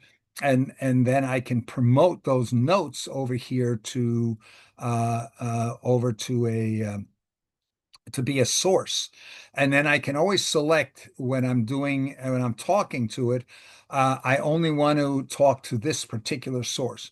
And by the way, if I look at the source here, it will give me the details, and it will tell me here's the main categories of knowledge that are in that source.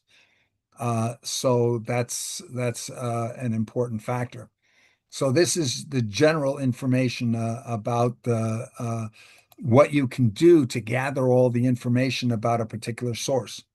Now, some of the things that are new here is if you haven't used the Discover mode, that's something that's new. Down here, where I start chatting with the body of knowledge, either a single one, or I can pick, so I only want to discuss with the content of these three. It'll synthesize all the content of those three sources, and now I can just chat with those particular sources, or I can leave it at everything. I can take whatever results I get out of talking to it, and I can create that into a note, and then, as I mentioned, save the note. I can create a mind map about whatever the total sum of all the content of this. And if you're not familiar with a mind map, I'm just going to do the mind map on this and let that cook for a minute while I'm coming up. But here in the studio, this is where I can go and I can sort of create additional knowledge. That additional knowledge can be notes. I can add a note, my own note, where I get an aha moment of based on something that I'm learning out of this content, which, by the way, should have almost zero hallucinations. Why? Because I curated the sources.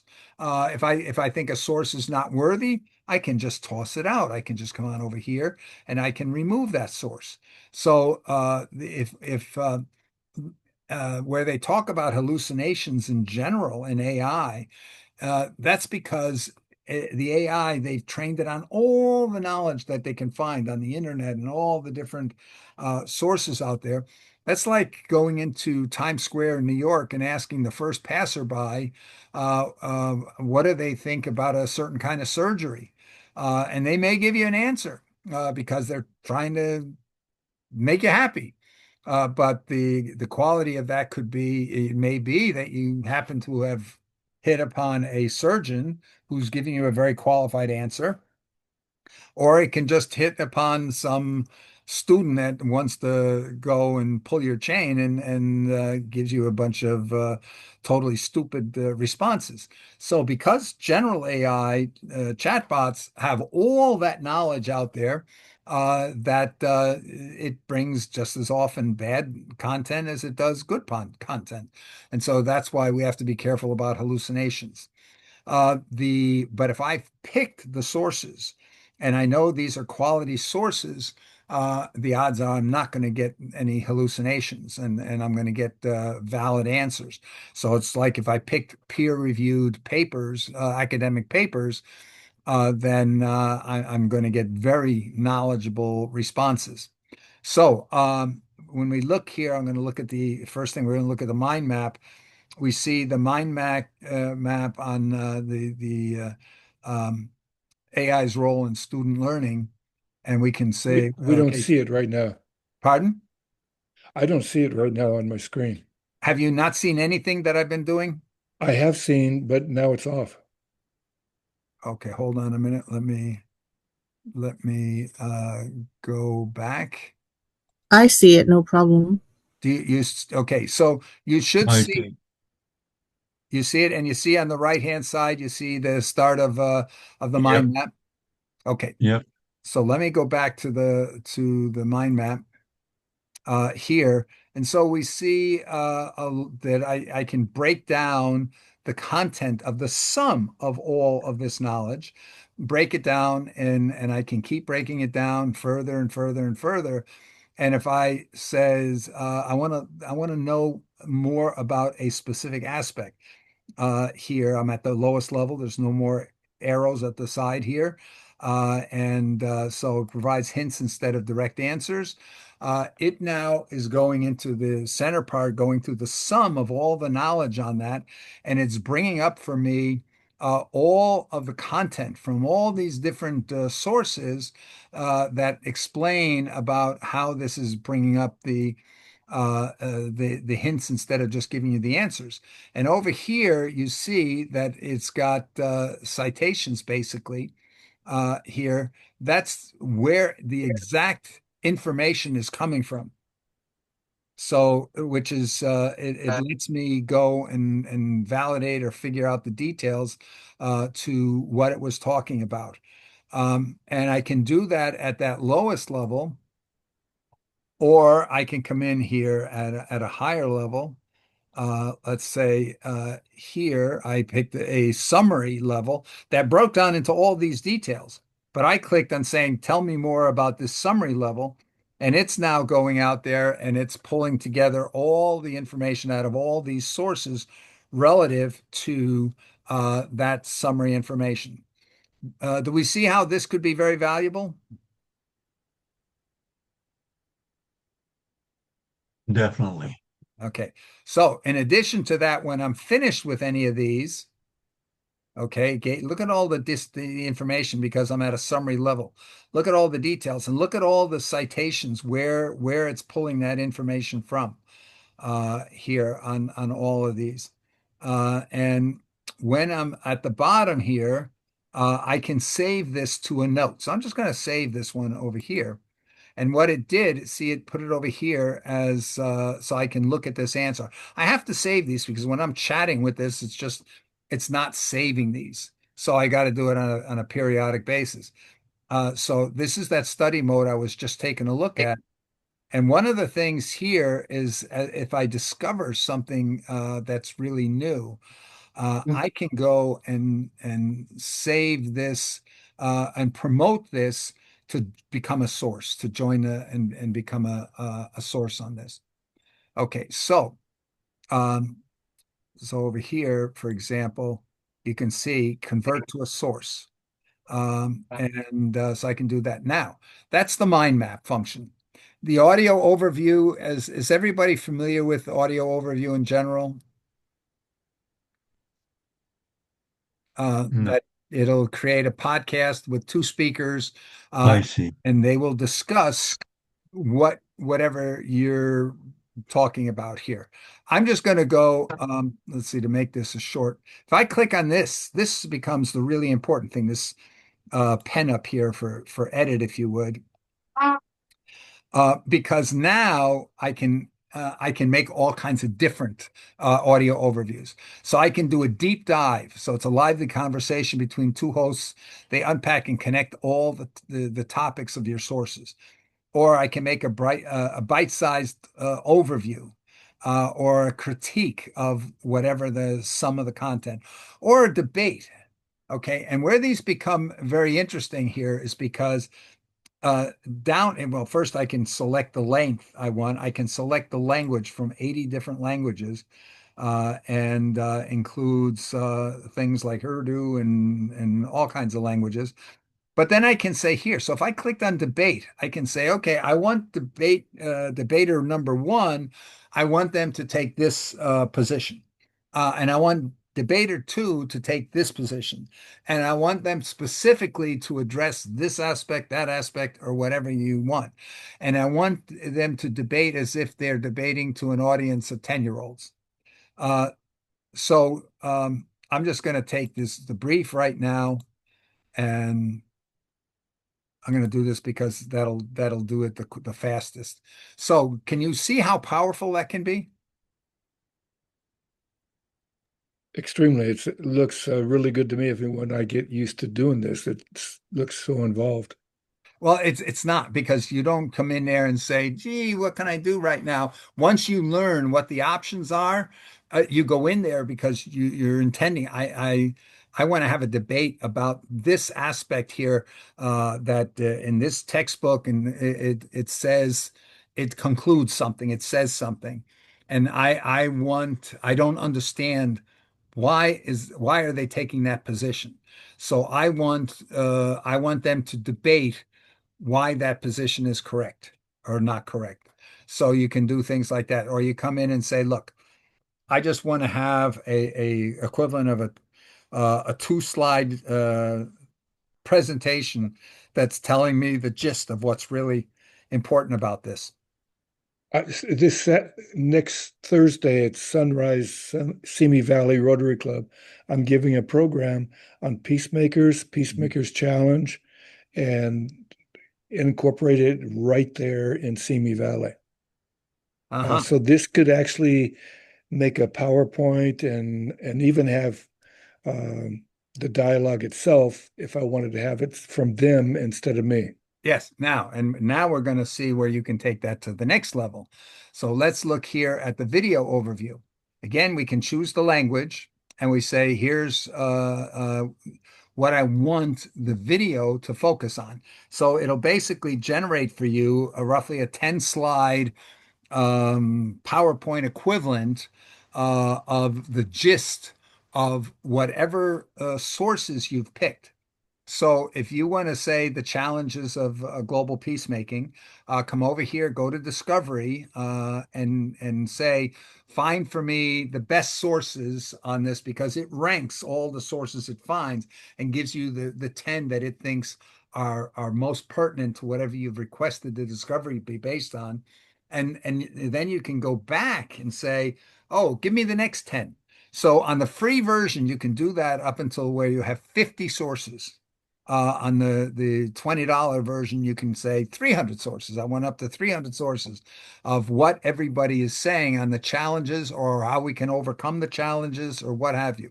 So, but what this will do is this will generate a video overview, PowerPoint type of presentation. Okay, we've gone into mind maps. And but they've added a couple of things here on reports. You see on reports, I can create a study guide. I'm just clicking on the study guide real quick. I can create a briefing doc. I can create an FAQ. If it's something historical, or even if it's let's say a medical discovery pattern here, I could come in here and say, what's the timeline, even if the timeline is month by month rather than century by century or whatever. You can see here that it already created here, for example, an FAQ. What is ChatGPT study mode and how does it differ from traditional GPT? How does study mode help students in their schoolwork and so forth? These are the typical questions that that people would ask. So it gave me that, and it also gave me the let me see here real quick. Uh, okay, this is the one that I promoted. This is that overview, that short overview. This is the brief on ChatGPT's new study mode. Okay, so OpenAI's ChatGPT just rolled out study mode. Basically, it's aiming to turn the AI from just spitting out answers into like a personal tutor for you. Could really shake up how we all learn things. You First notice off, I just changed the playback speed. active learning. Instead of just giving you the answer flat out, study mode kind of guides you. It uses that Socratic method, asking questions, dropping hints, breaking stuff down. So ask it, what's the capital of France? And it might come back with, well, what do you already know about France? See, this The is idea is to get you thinking 1 critically, minute, 49 seconds. Homework, outlining essays, prepping for exams. If I had asked for a deep analysis, those typically are anywhere from about 15 minutes, 15 minutes up to as long as 30, 40 minutes, depending on. And if I am doing one in that mode, I can switch over to interactive mode typically. Okay, so let me get out of that. Okay, and no note. So these were the papers.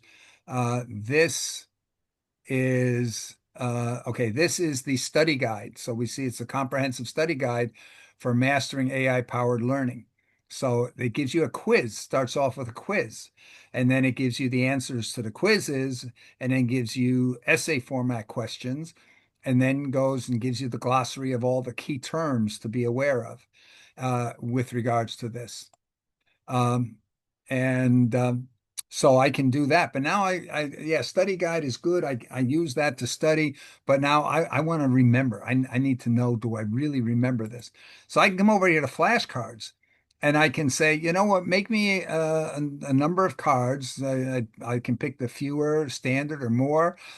What's the level of difficulty I want? Easy, hard. And then I want you to focus on these aspects. Now, keep in mind over here, I was able to go and say, only use these two sources or three sources or one source, whatever it is. And in this case here, let me just go and I'll generate some flashcards here. And the other thing here is I can generate a quiz. So I can say, how many questions? Give me a standard number of questions, make them medium. Focus on this aspect, focus on chapter 2 of my textbook, focus on paragraph 8 of page 242. And I can say, generate a quiz. I'm just clicking on generating these things.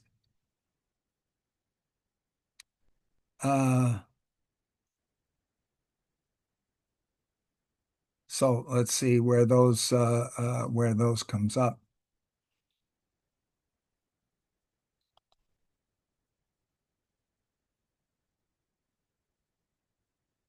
Okay, so just trying to see where it put the flashcards.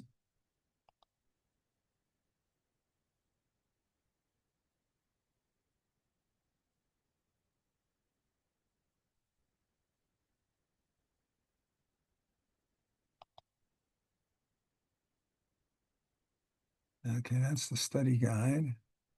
So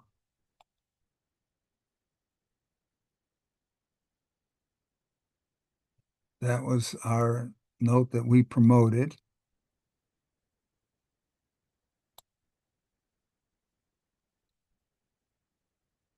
Okay, so I don't know, I don't know where those are going, and so I can't necessarily show you those right now. But that is pretty powerful if I can go and create the flashcards. I'm going to go and show you a video that demonstrates those. Before I do that, I just want to go out and let me add. Oh, by the way, there are some extensions to Chrome that you can do that where you can go in and go to a AI channel.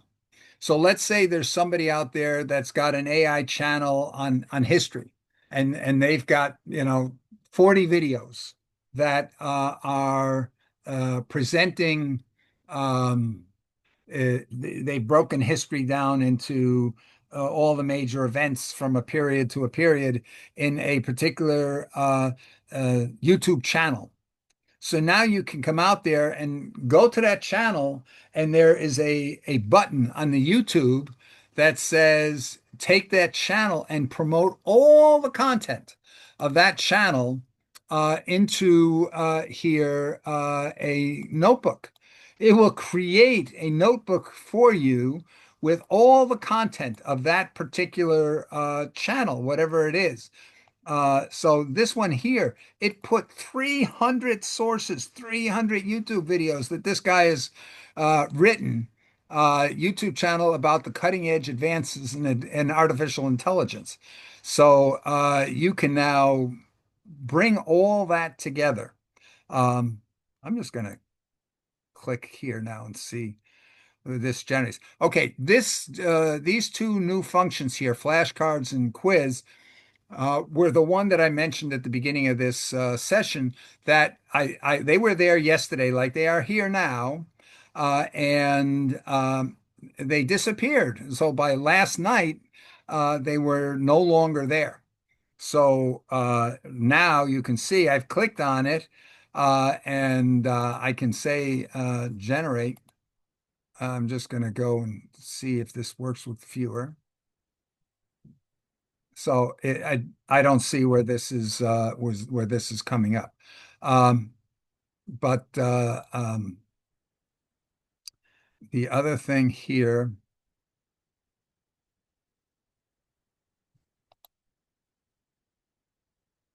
okay, so this that's the briefing.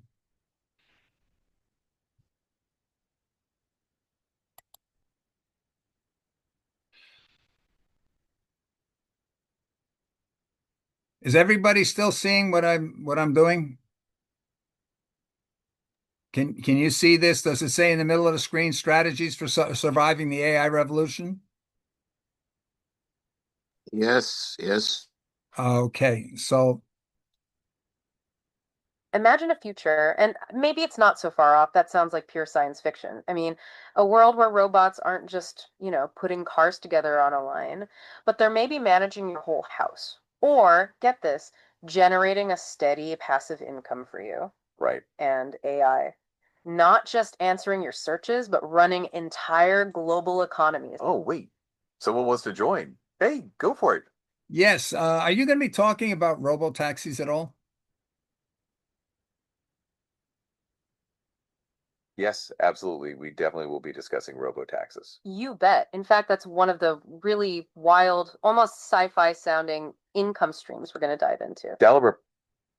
Okay, so what you just saw was I was able to go and interact with the hosts of the podcast that created as an audio overview. Um, let me see here if I can find one.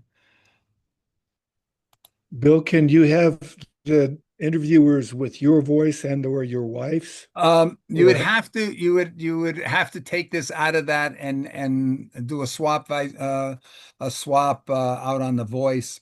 But there are tools coming up for that. Let me take a look in and show you this one. Now, um, We are standing right on the edge of a revolution, one that could change, well, just about everything about being human. This isn't about the next smartphone. It's about the entire idea of work itself. And that forces us to ask a really wild question. I know. That sounds completely nuts, right? Like something out of a sci-fi movie. But for centuries, our society has been built on one simple idea. You work to survive.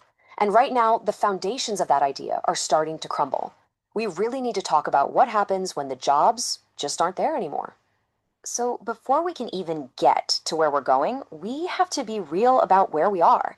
And honestly, even before AI was a household name, this system was already breaking down. That old 20th century dream of working hard and getting ahead, yeah, that's feeling more and more like a myth. And look, this isn't some small fringe issue. The scale here is just massive. A full 60% of people on this planet feel economically insecure. That means more than half of humanity is living with this constant knot in their stomach, worried that the rug could be pulled out from under them at any moment. Okay, so this is an example here of where it took this one source, which was our eClub meeting of 30 August. I just took and put our YouTube video, the whole 3 hours into here, and I said, "Hey, give me a video overview of what was discussed in that meeting." That's a pretty good use. I also went in here and uh, did some others. So this is an audio overview of it. This is a briefing doc, so it gives like a total summary on it. But this is one example of the kind of things that it's able to do there. So we can create these video solutions. And as far as if you wanted to be able to go and have an avatar presenting a PowerPoint and so forth, if you go to AI Studio, actually it's vids dot Google makes, I think it is .com, something like that. It will generate a avatar for you. You can also go in and tell it exactly what you want multiple speakers to be saying. You can give them the script and designate who's speaker one, speaker two, speaker three, and have a panel discussion going on, and it will generate that kind of thing for you. Or you can generate now in Google Gemini what they call a storybook. So you say what you want it to talk about, and it will generate for you an illustrated book, about 10 pages usually, that it narrates. So you tell it what you want the book to be about. You can go into a lot of detail, and it will generate all the text for the book. It will illustrate each of the pages that go match what's being discussed at that moment in the book. And then it will narrate you and give you a video of it.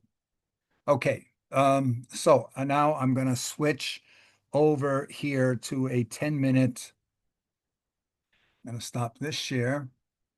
A 10-minute that will go into more detail about some of the things you can do with these new features here.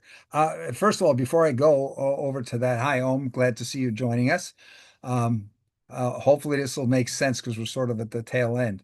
But does anybody have any comments in general about some of the things that I just showed? Can you see how this could be a fantastic tool for anybody wanting to master anybody, even for representatives on the various committees at the UN, being able to take a subject matter and go and do a deep dive into that subject matter, understand the position of all the different stakeholders regarding that particular issue or problem, and having a debate where you have the AI debate various ideas on what might be able to be done relative to a particular problem, or even debate from a particular country's position on that problem, how you might be able to have a debate with the person that's holding an opposing position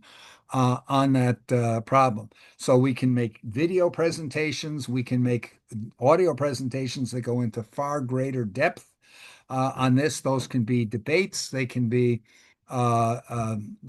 educational. You can do it from various levels. One thing I did not see here that supposedly is there is that when you go into reports, you can say basically make your own, and you can say, this is the purpose I want this report to be, this paper, I want it to be a blog post, I want it to be whatever. You can say, here's my audience, and here is what I want to have the content be discussing, and specify which of the sources you want to have it include in creating the information on that. So does anybody have any comments about all that?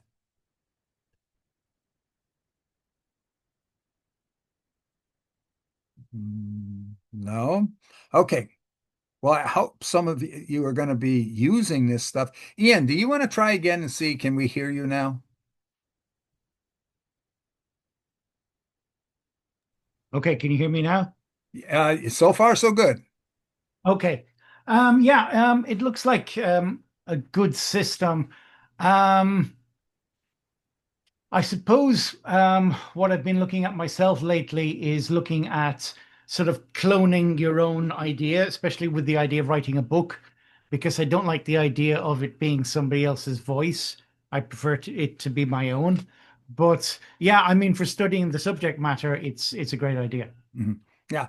And one of the things that is really, really good on this is you can create notes. So it goes and it talks to you and explains things to you. And you can go and create your own notes. You can be dictating into your phone as you're watching it present something, and then load that in as a note. Or you can make that be another source. So you can build up if you're trying to write your own book, and you can say, okay, well, I got to understand this, I got to understand that, and you dictate and create your own notes. Now you can talk to your own. It's like talking to your own brain. You're talking to yourself, and you're developing your ideas, and why is this, and what's the best argument for that, and how to best explain this.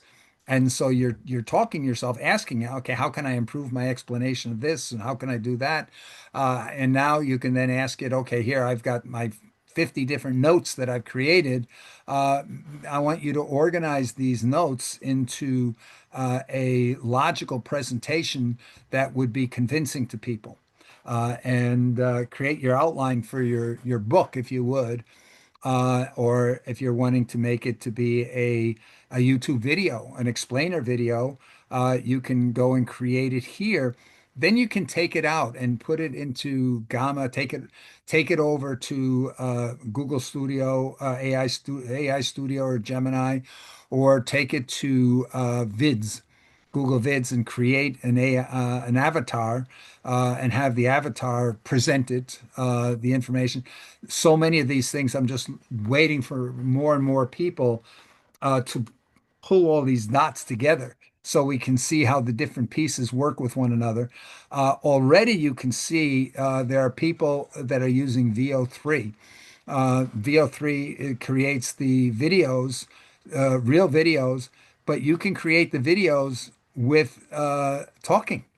So you can say, if you haven't seen the video, for example, where uh, so you take with VO3, there's a very famous one out there showing a an old man on a ship, a old sailing ship, and behind him are the waves, and he's talking, and while he's talking, it's telling him, you're hearing him, you're hearing the waves coming against the ship. It's so realistic, it is mind-boggling. And there's a video out there right now where this guy created 100 ads, TV commercials, video commercials with sound and audio and sound effects and incredible video effects, of just to show examples of what's possible. So if anybody believes anybody's going to have a job in the ad creation industry or the video creation industry, or within a very short time in the movie creation industry, I think one can see why 99% of all people in those industries are going to be out of jobs. And, we can retrain every one of them and say, okay, we're going to retrain you to be the director. But we don't need to have 10,000 times more directors than we have today. So this is why we're saying here that the idea of creating and protecting jobs, it's not likely to succeed.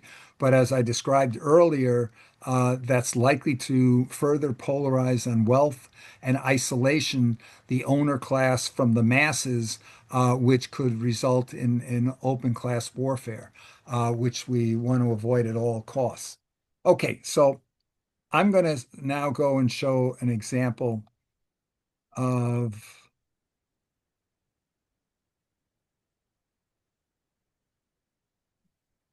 okay, let me see.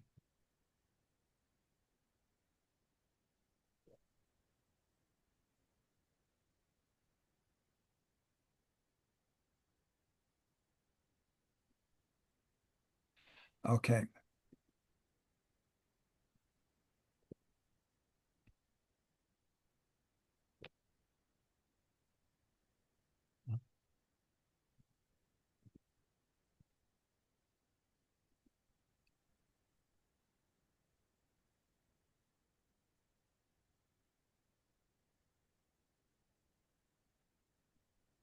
In this project right here, a bunch of different sources around Google's Notebook LM just dropped 4 brand new features that are going to blow your mind. By the end of this video, you're going to know exactly how to use these features, what they are, and I'm going to share with you a bunch of real use cases Is everybody seeing that? Yes. Okay. you could start to use these for today. Change number 1 is that Notebook LM just released a bunch of new reports. So in the past, when you would click on report right here, basically the only thing that you were able to create was a briefing document, but now they've launched a ton of new things. For example, you can create your own report that allows you to specify the structure, the style, the tone, and more. You could create a briefing document, which is a preset. You can create a study guide, which is a preset. This is going to contain short answer quiz, suggested essay questions, and a glossary of key terms. You can use a blog post right here, or they also have other suggested formats based on how you actually use Notebook LM and what sources you actually have added in here. So, for example, I have in this project right here a bunch of different sources around Model Context Protocol, aka MCP. So what we're going to do is we're going to click on report, and then we're going to click on blog post right here, and then this will actually go through and this will create a blog post for me based on these 21 sources. Now, if you wanted to change what sources are actually being used before you actually create the report, you could just come over here and uncheck things, and then they won't actually be used as sources in whatever you're going to be doing over here. In addition to that, if we click on reports again and we click on this little pencil, you could see right here that you can change how the report should actually be created. In addition to that, they have over 80 different languages that you can generate these in. Now, if we come over here and to describe the report that you want to create, we could see basically what the system prompt is here. Act as a thoughtful writer and synthesizer of ideas, tasked with creating an engaging and readable blog post for a popular online publishing platform known for its clean aesthetic, this, that, the other. Now, one thing that I would note here is that this doesn't have anything related to SEO. So guess what you can do? You can come in here, you can change the system prompt, and this makes your life way easier. You could have this generate blog posts for every YouTube video that you make, or generate blog posts from a bunch of things that you found online. And this right here is going to help be able to automate so many different things in terms of blog posts. If you're a teacher or in academia, you can make a study guide. If you're doing something for work, you can do a briefing document. If you have a bunch of different meeting notes and the different PowerPoints and all that. In addition to that, the fact that this can now do strategic analysis, do an implementation guide, concept explainer, or narrative scenario is pretty cool. In fact, I'm going to be using this feature all the time, especially for these implementation guides. For example, let's say that I did something about how to do a certain AI automation. I could upload the source in here, click this, it will then create the implementation guide. That makes my life really easy. Now, as we can see right here, this is still generating this report. So let's actually let this finish, and then I'll show you exactly what it looks like. Okay, so now that this is actually done, we can see right here, it made this from 21 sources, finished 2 minutes ago. We could click into this, we could rename it or delete it if we wanted to from here. We could see clearly that it's a blog post, and if we click on this, we could see exactly what this blog post looks like right here. And again, we would just have to change in the system prompt how you want this formatted and things along the lines of that. But overall, this is pretty cool. And then we can copy and paste this. We could copy it with the formatting, and we could then use this as a blog post or for whatever we wanted to do. Now, in addition to that, they also launched this flashcard feature right here, which is pretty cool. If you click on this now, what you're going to notice is that you can actually generate flashcards. Now, if we click right here, you could see that you could change how many flashcards it actually creates. You could do fewer, you could do standard, or you could do more. In addition to that, you could change the level of difficulty. So let's say that you are self-studying for something,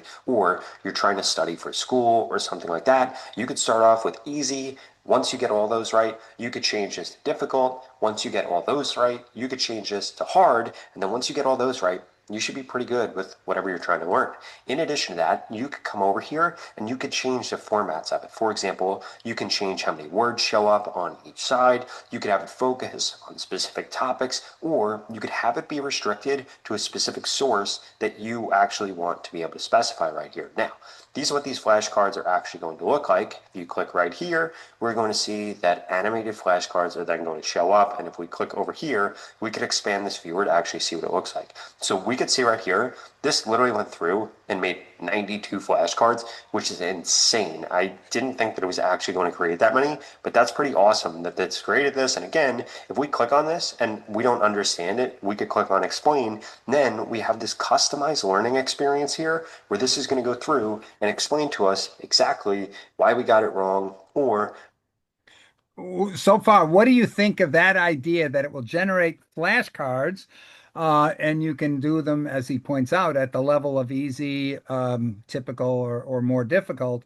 The number you can vary. But the idea is that as you go through the flashcards, if you get it wrong, you can have it explain to you why you got it wrong, and how you have to think to have it right. What are somebody's thoughts on that? Paul. Sounds a lot like Duolingo to me. And all of these sources, they're copying from one another. So we can be pretty well assured that whatever we see here, Notebook LM is a little different. If it was in Gemini, I'd say we'll see it in ChatGPT within the next couple of weeks. But you're right, it's got a lot of similarities there. But uh, the idea here is Hmm. that you can do this on anything. You can do this literally on how do I find out why my light bulb's not working? You know? Yeah. You, Okay. when I tried to be able to get my uh, PowerPoint changed to one that I could use because I don't have PowerPoint. I have Keynote because I'm an Apple person. It didn't allow me to do that. It told me to do some things to copy into the Google Slides. Mhm. And I haven't been able to do any of that because the download doesn't download so that I can apply it. Yeah. So how do I overcome that problem? You know what? I would ask ChatGPT. Just tell them you're working here. That's become my standard right now. If there's anything I'm trying to do and I say, boy, how can I do that? I'll either ask Perplexity or ChatGPT. ChatGPT generally to begin with, but then sometimes if I don't see what I'm looking for, I'll go over into Perplexity. By the way, just so you're aware, there is a tool, and we looked at that. I'm trying to remember what the name is. Jed something or other, that you can tell it what you want you to make a presentation. You tell it what you want it to be about. You can go into a lot of detail and it will make a presentation that you can either export to PowerPoint, and you possibly could export it probably into Google Slides, and possibly into Apple as well.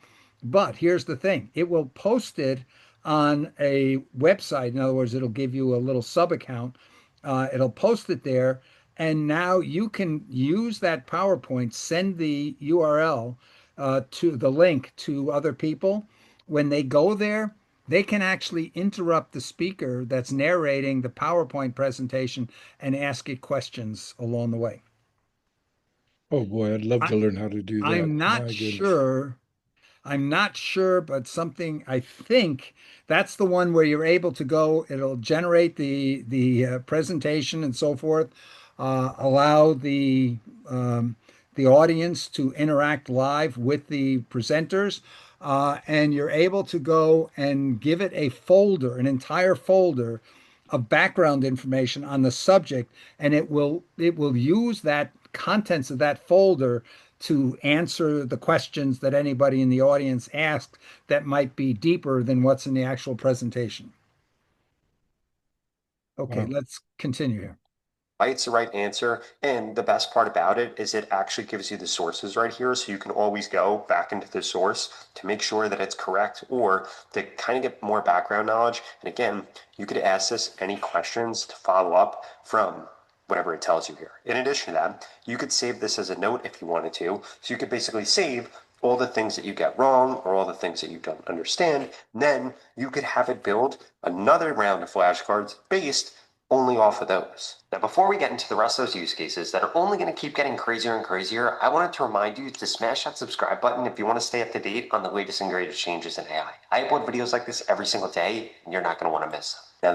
Now, Okay, just again, noticing this idea that as you're going through the flashcards, basically you can take the knowledge base, it'll come in and pull together all of the pertinent information about anything you got wrong. So you can now use that as a study guide. But then you select that as a source. You can select, promote that to a source, select that as the only source you're using, have it create either a new study guide or a summary of all that information so you get just the highlights. You can talk back and forth to that base of knowledge of that single source and to ask for further explanations, whatever.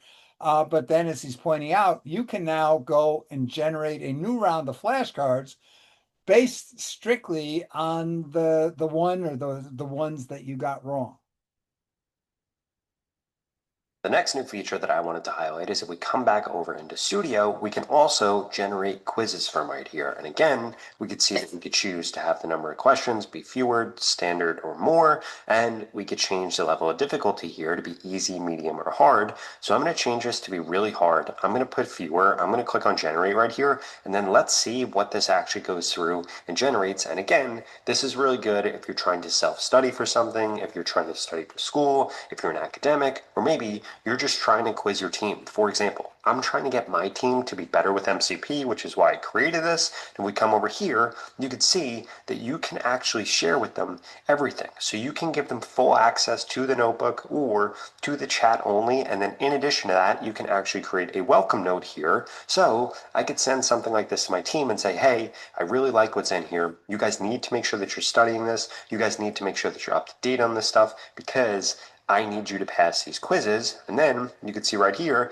that we can actually generate these quizzes. Now, while this goes through and actually generates this, I wanted to remind you that now if you come into audio overview, because you might not have seen this before, you are going to be able to customize way more things than ever before. In fact, this change came out literally just a few days ago, so you might not have seen this. But now when you come over into here, you could change with 4 different formats. You can create a deep dive right here, which is going to be a lively conversation between 2 hosts, unpacking and connecting topics in your source. You could do a brief, which is what the standard used to be. You could do a critique, so this is an expert review of your sources, offering constructive feedback to help you improve your material. Or you could do a debate that's a thoughtful debate between 2 hosts, illuminating different perspectives on your sources. Now, the way that I like to think about this is essentially you are generating a podcast here. Now, instead of just going over to Spotify and trying to find podcasts, you can create your own, because I'm sure if you're into super niche things, there just aren't podcasts about what you're actually interested in, or maybe you wish that they would take a different take. For example, I would prefer that if I was listening to a podcast, it was something like the All In podcast, where they have 4 different hosts, all from different backgrounds, that disagree with each other. So I really like this debate feature right here. And again, I always change this to be default, which is going to be on the longer end. And as you can see here, if you actually switch through these, it will change how long you can make things and whether or not you are actually able to even change these things. But you can also right here get them to focus on a specific source, a specific topic, or targeting a specific audience if you're going to be creating this for somebody else. Now, this quiz is actually done, so I wanted to pull this up over here. Again, if we pull this up, we can come into full view over here and actually expand what the viewer looks like, and we could see that this went through and this made us a quiz. So I'm just going to speed run through this, and it tells us what the right answer is, whether or not we got it wrong, and it tells us why it was right or wrong. Again, we can run through here. I got that one right. Again, I'm just randomly guessing here, so don't think that I'm not doing this correctly. Boom, done. And then what this is going to do is this is going to give us a score. It's going to give us an accuracy, how many were right, how many were wrong, how many were skipped. We could then review the quiz, or we could retake that quiz to see if we actually got better at answering the things that we didn't understand. Now, what makes this incredibly powerful right here is when you begin to use all these different features that Notebook LM is going to be offering you. Because again, you can create podcasts right here, you can create videos, you can create mind maps, you can create so many different types of reports, you can create flashcards, you can create quizzes, which makes Notebook LM the ultimate tool, whether you're trying to learn something from yourself, you're trying to teach something to somebody else, or you're just trying to take information, like a bunch of different sources here, and then turn it into a bunch of other pieces of content. I think that this is one of the most powerful AI tools that exists. One of the craziest parts about it is it's free, it can help you automate your work, and it helps you distill information down in so many different formats, so you can literally help anybody understand anything, which is an incredibly powerful thing. Not sure if you've seen the reports yet, but Goldman Sachs just came out and said that they think in the next 12 months, AI is going to replace over 300 million jobs. So my question for you is, are you going to be one of those people that's replacing those jobs, or are you going to be one of the people that gets replaced because you didn't embrace AI? And that's exactly why I created AI Automation School that you could check out at the pinned comment below. In fact, I have special launch pricing right now. Okay. First of all, just to his comment in the end, you got to embrace AI. What that's happening, and we have Dr. Amos Obi from Nigeria, who's with us occasionally. He has a school that he teaches AI to large numbers of people, he's expressed the idea that we need to upskill everybody so everybody really understands AI. The problem's going to be that what this guy just said, if you don't want to be a loser, you need to be an expert. Of course, the AI jobs that are out there are not going to be that many. But if you want those jobs, you got to be one of the top experts. So there's going to be a competition to get there. It's almost going to be like if you want to be an NBA basketball player or a professional a sportsman in basketball, football, soccer, whatever. You can practice, practice, practice, but that doesn't increase the number of slots out there. So you got to be really, really good. So the idea of achieving full and meaningful employment for everybody is not going to be solved by people becoming AI experts because there's still only X number of jobs. And because AI, like IT, is a central development, and there's going to be a handful of winner solutions for each functional area. It's not going to be a huge number of jobs. It's going to be very few jobs. So if we're looking, how do we take and help ourselves personally? Yes, go out there and master AI to the hilt. There's going to be a lot of jobs for the next couple of years because humans will still be doing most of the agent development and so forth. The problem is only going to be after those first couple of years, and we have AI developing the AI agents, or we've already got solutions out there that accomplish 90% of the functions that humans do, then those jobs are mostly going to go away. There'll still be that handful, But if you're looking to see, no, I'm not, my interest is in how do I become part of the 5% of winners out there in the world, but how do we create a world where everybody is going to be able to live well? Those are two very different issues, and that's why we have to look at AI, look and say, how do we get AI to do the great things for us, but also how do we avoid that AI results in such a growth in inequalities that we get into that situation where the top few percent become afraid of the angry bottom 90%, and we get into a huge conflict situation. Okay, we are over the 3 hour limit here. Oh, I keep promising my wife we're going to do something about that and get it down to a shorter time frame. But we had some very good discussion today. Anybody want to make any final thoughts here? Well, thank you very much, Bill. We covered a lot of ground over here. It's a lot to put your arms around, but very entertaining, very informative. Thank you so much. Continue doing this. Oh, thank you, thank you. We will, and hopefully we will. There's going to be. We've already heard pre-announcements for ChatGPT 6. We've heard an announcement for Grok 5. We've heard announcements about Gemini 3.0. We're here. All these major players are all coming up with so many new tools and things like you saw how many just in Notebook LM. Even if those of you who are using it, you may have seen quite a number of functions that you say, well, I never saw those before. And it's as the speaker in the video said, many of them came out just within the last 2 days, literally. And as I mentioned here, for me, some of the functions, they're there 1 minute and they're not there the next minute, or they're there again the next minute, but they don't work here correctly. But that's being resolved. So probably within a week, everything that wasn't working here that we tried to do today is probably going to be working. But you can imagine here how this could dramatically, if you're a student, you're a university student, let's say a medical student, whatever, how this could help you master all the knowledge that you're expected to master to be able to pass exams and things like this in any subject. Or if you're the person trying to discover something new, do research, write a book, or create a YouTube video yourself. We probably should expose, if you haven't seen Nano Banana from Google, you should go out and do YouTube, look for Nano Banana.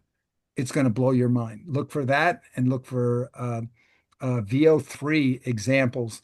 Those two things, if you're into creating videos or editing images in crazy, crazy ways, this stuff is just coming gangbusters so fast, so fast. Yes, Ian.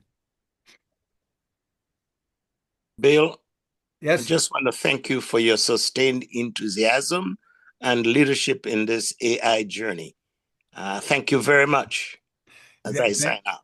Thank you, guys. All of you here, your affirmation that what I'm doing is useful. I really, really appreciate that. That helps me keep going. And as I said, we will continue to expose opportunities because just looking at one product, that's what we looked at today, one product.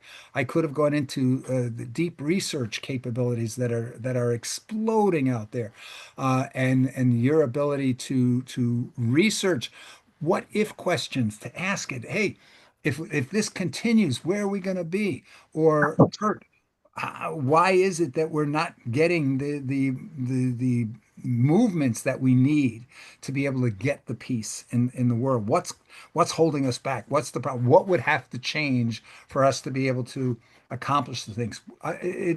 These are great at doing what if questions and doing why questions. But you can't just take the answers blindly and follow them. You have to go and say, It says, why is this the case? And it gives you an answer.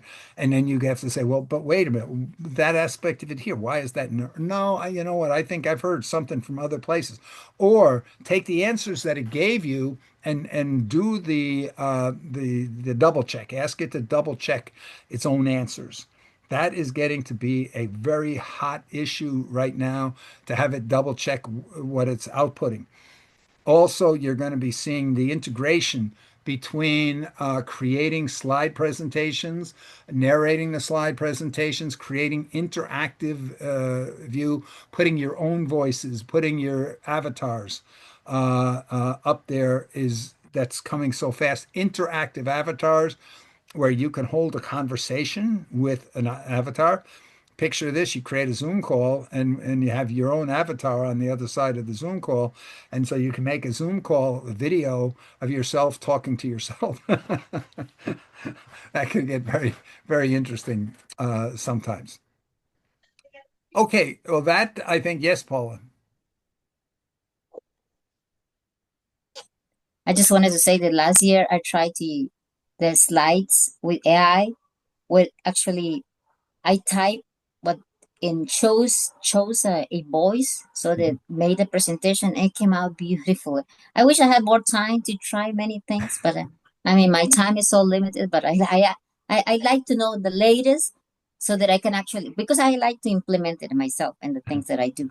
Yeah. And I did a presentation, and I mean it was like the final project. The we needed to turn it in, and I just used AI. I did all the work, and I did everything, and have pictures and things. But I put it in the presentation. I used AI to generate. I said I want this to be included. I of course added what I needed Yeah. to be included, but it came out very Mhm. nice, very nice. One of the things using Notebook LM you can do is you can go and create your own notes. So you can say, oh, this, I'm thinking that, all the different things you're thinking. Especially you can take a walk and just be recording on your phone along the way ideas that pop into your head. Come back, load them into Notebook LM, make them the sources, and now you can say, you know what, organize all these random thoughts that I had this morning, organize them in a convincing manner that I can to create a presentation for me. And I do that a lot with, because when you go out to the general chatbots and you ask it questions like job replacement or when is AI going to exceed human capabilities in this or that or whatever, AI, as I mentioned, it's the sum of all the knowledge that it finds out there. So all those people who have written posts saying AI will never be able to feel, or machines will never be able to feel, machines will never be as good as humans in this or that, all of that there has resulted in a bias. So AI, the general chatbots have a bias against the idea that humans will be displaced. And only when you go and ask a follow-up and say, okay, well, tell me how in this specific case humans will be able to compete. And then it will come back and say, you can't. And why? And it will go into and then, well, you actually have to follow up and then say, well, tell me why. Why do you think that? And hold conversations with the AI. That's when you start to really gain that understanding. But you can do it even more if you have the capability of selecting reliable sources and put the reliable sources into Notebook LM. Obviously, you can have much more conversations. Sometimes I like to use the deep research and leave it open because then I find more people that disagree with me. And I'm of the opinion that you learn the most when you're talking to people who disagree with you. You learn much more than just listening to people that go and say yes, yes, yes, yes. That's why I use ChatGPT a lot, even though I find Gemini is better in most cases. But in terms of getting that dialogue, especially if you use advanced voice with ChatGPT, advanced voice has gotten so much better. You can now take a PowerPoint, you can take a YouTube video, you can take any of these, and especially the YouTube video, load the YouTube video, or pardon me, reference the YouTube video in Google Deep Research and then talk to Gemini Live and hold a conversation about what's going on in that YouTube video, especially if you can find videos from Mo Gaudet, who explains why we have deep problems heading our way. There's a number of other speakers, or David Shapiro, who will go into depth in this crazy idea that everybody should be a stockholder in the world. Um, anyway, let's wrap this up though, because otherwise we could go here, I'm sure, until 1 p.m. and make a new record. Bill, if we can, Paul hasn't had a chance to speak at all, as far as I know.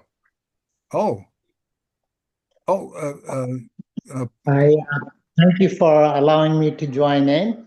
Mhm. Actually, I have a competing priority that lifetime. I had a cardiac event a few months ago, and I'm instructed by my primary care physician to work on it more.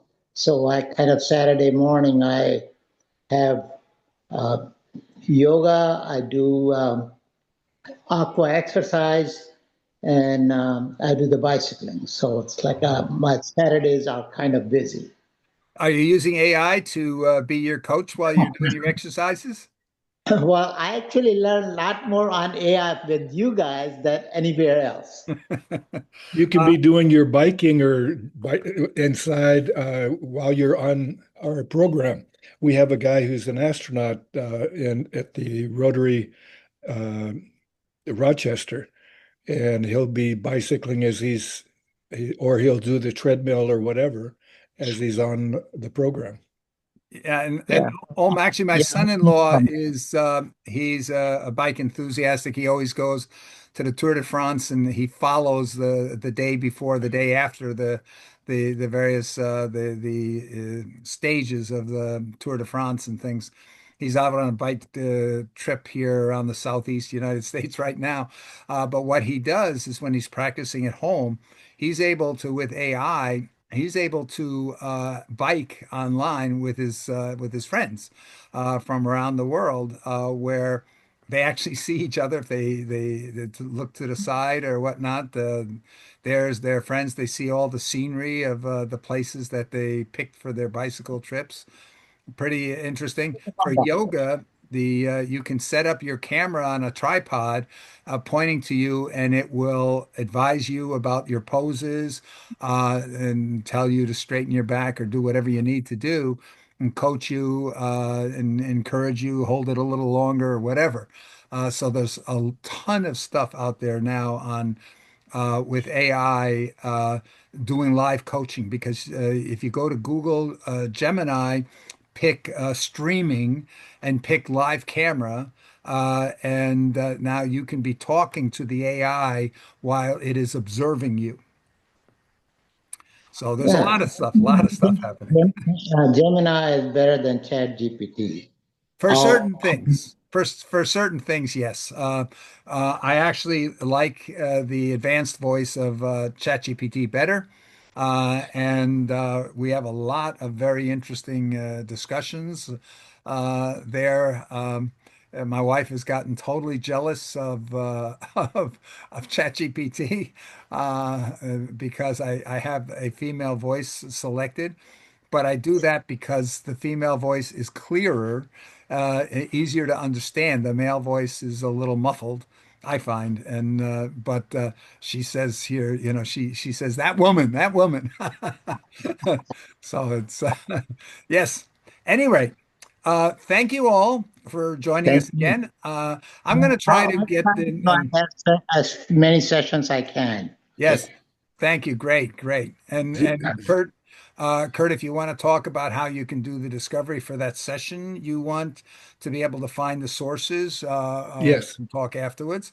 I'd love to. And if you want to talk anything about specific ways you might be able to plug into the IA stuff while you're exercising, yeah, happy to do that too. Sure, I sure take that. Sure, will take that offer.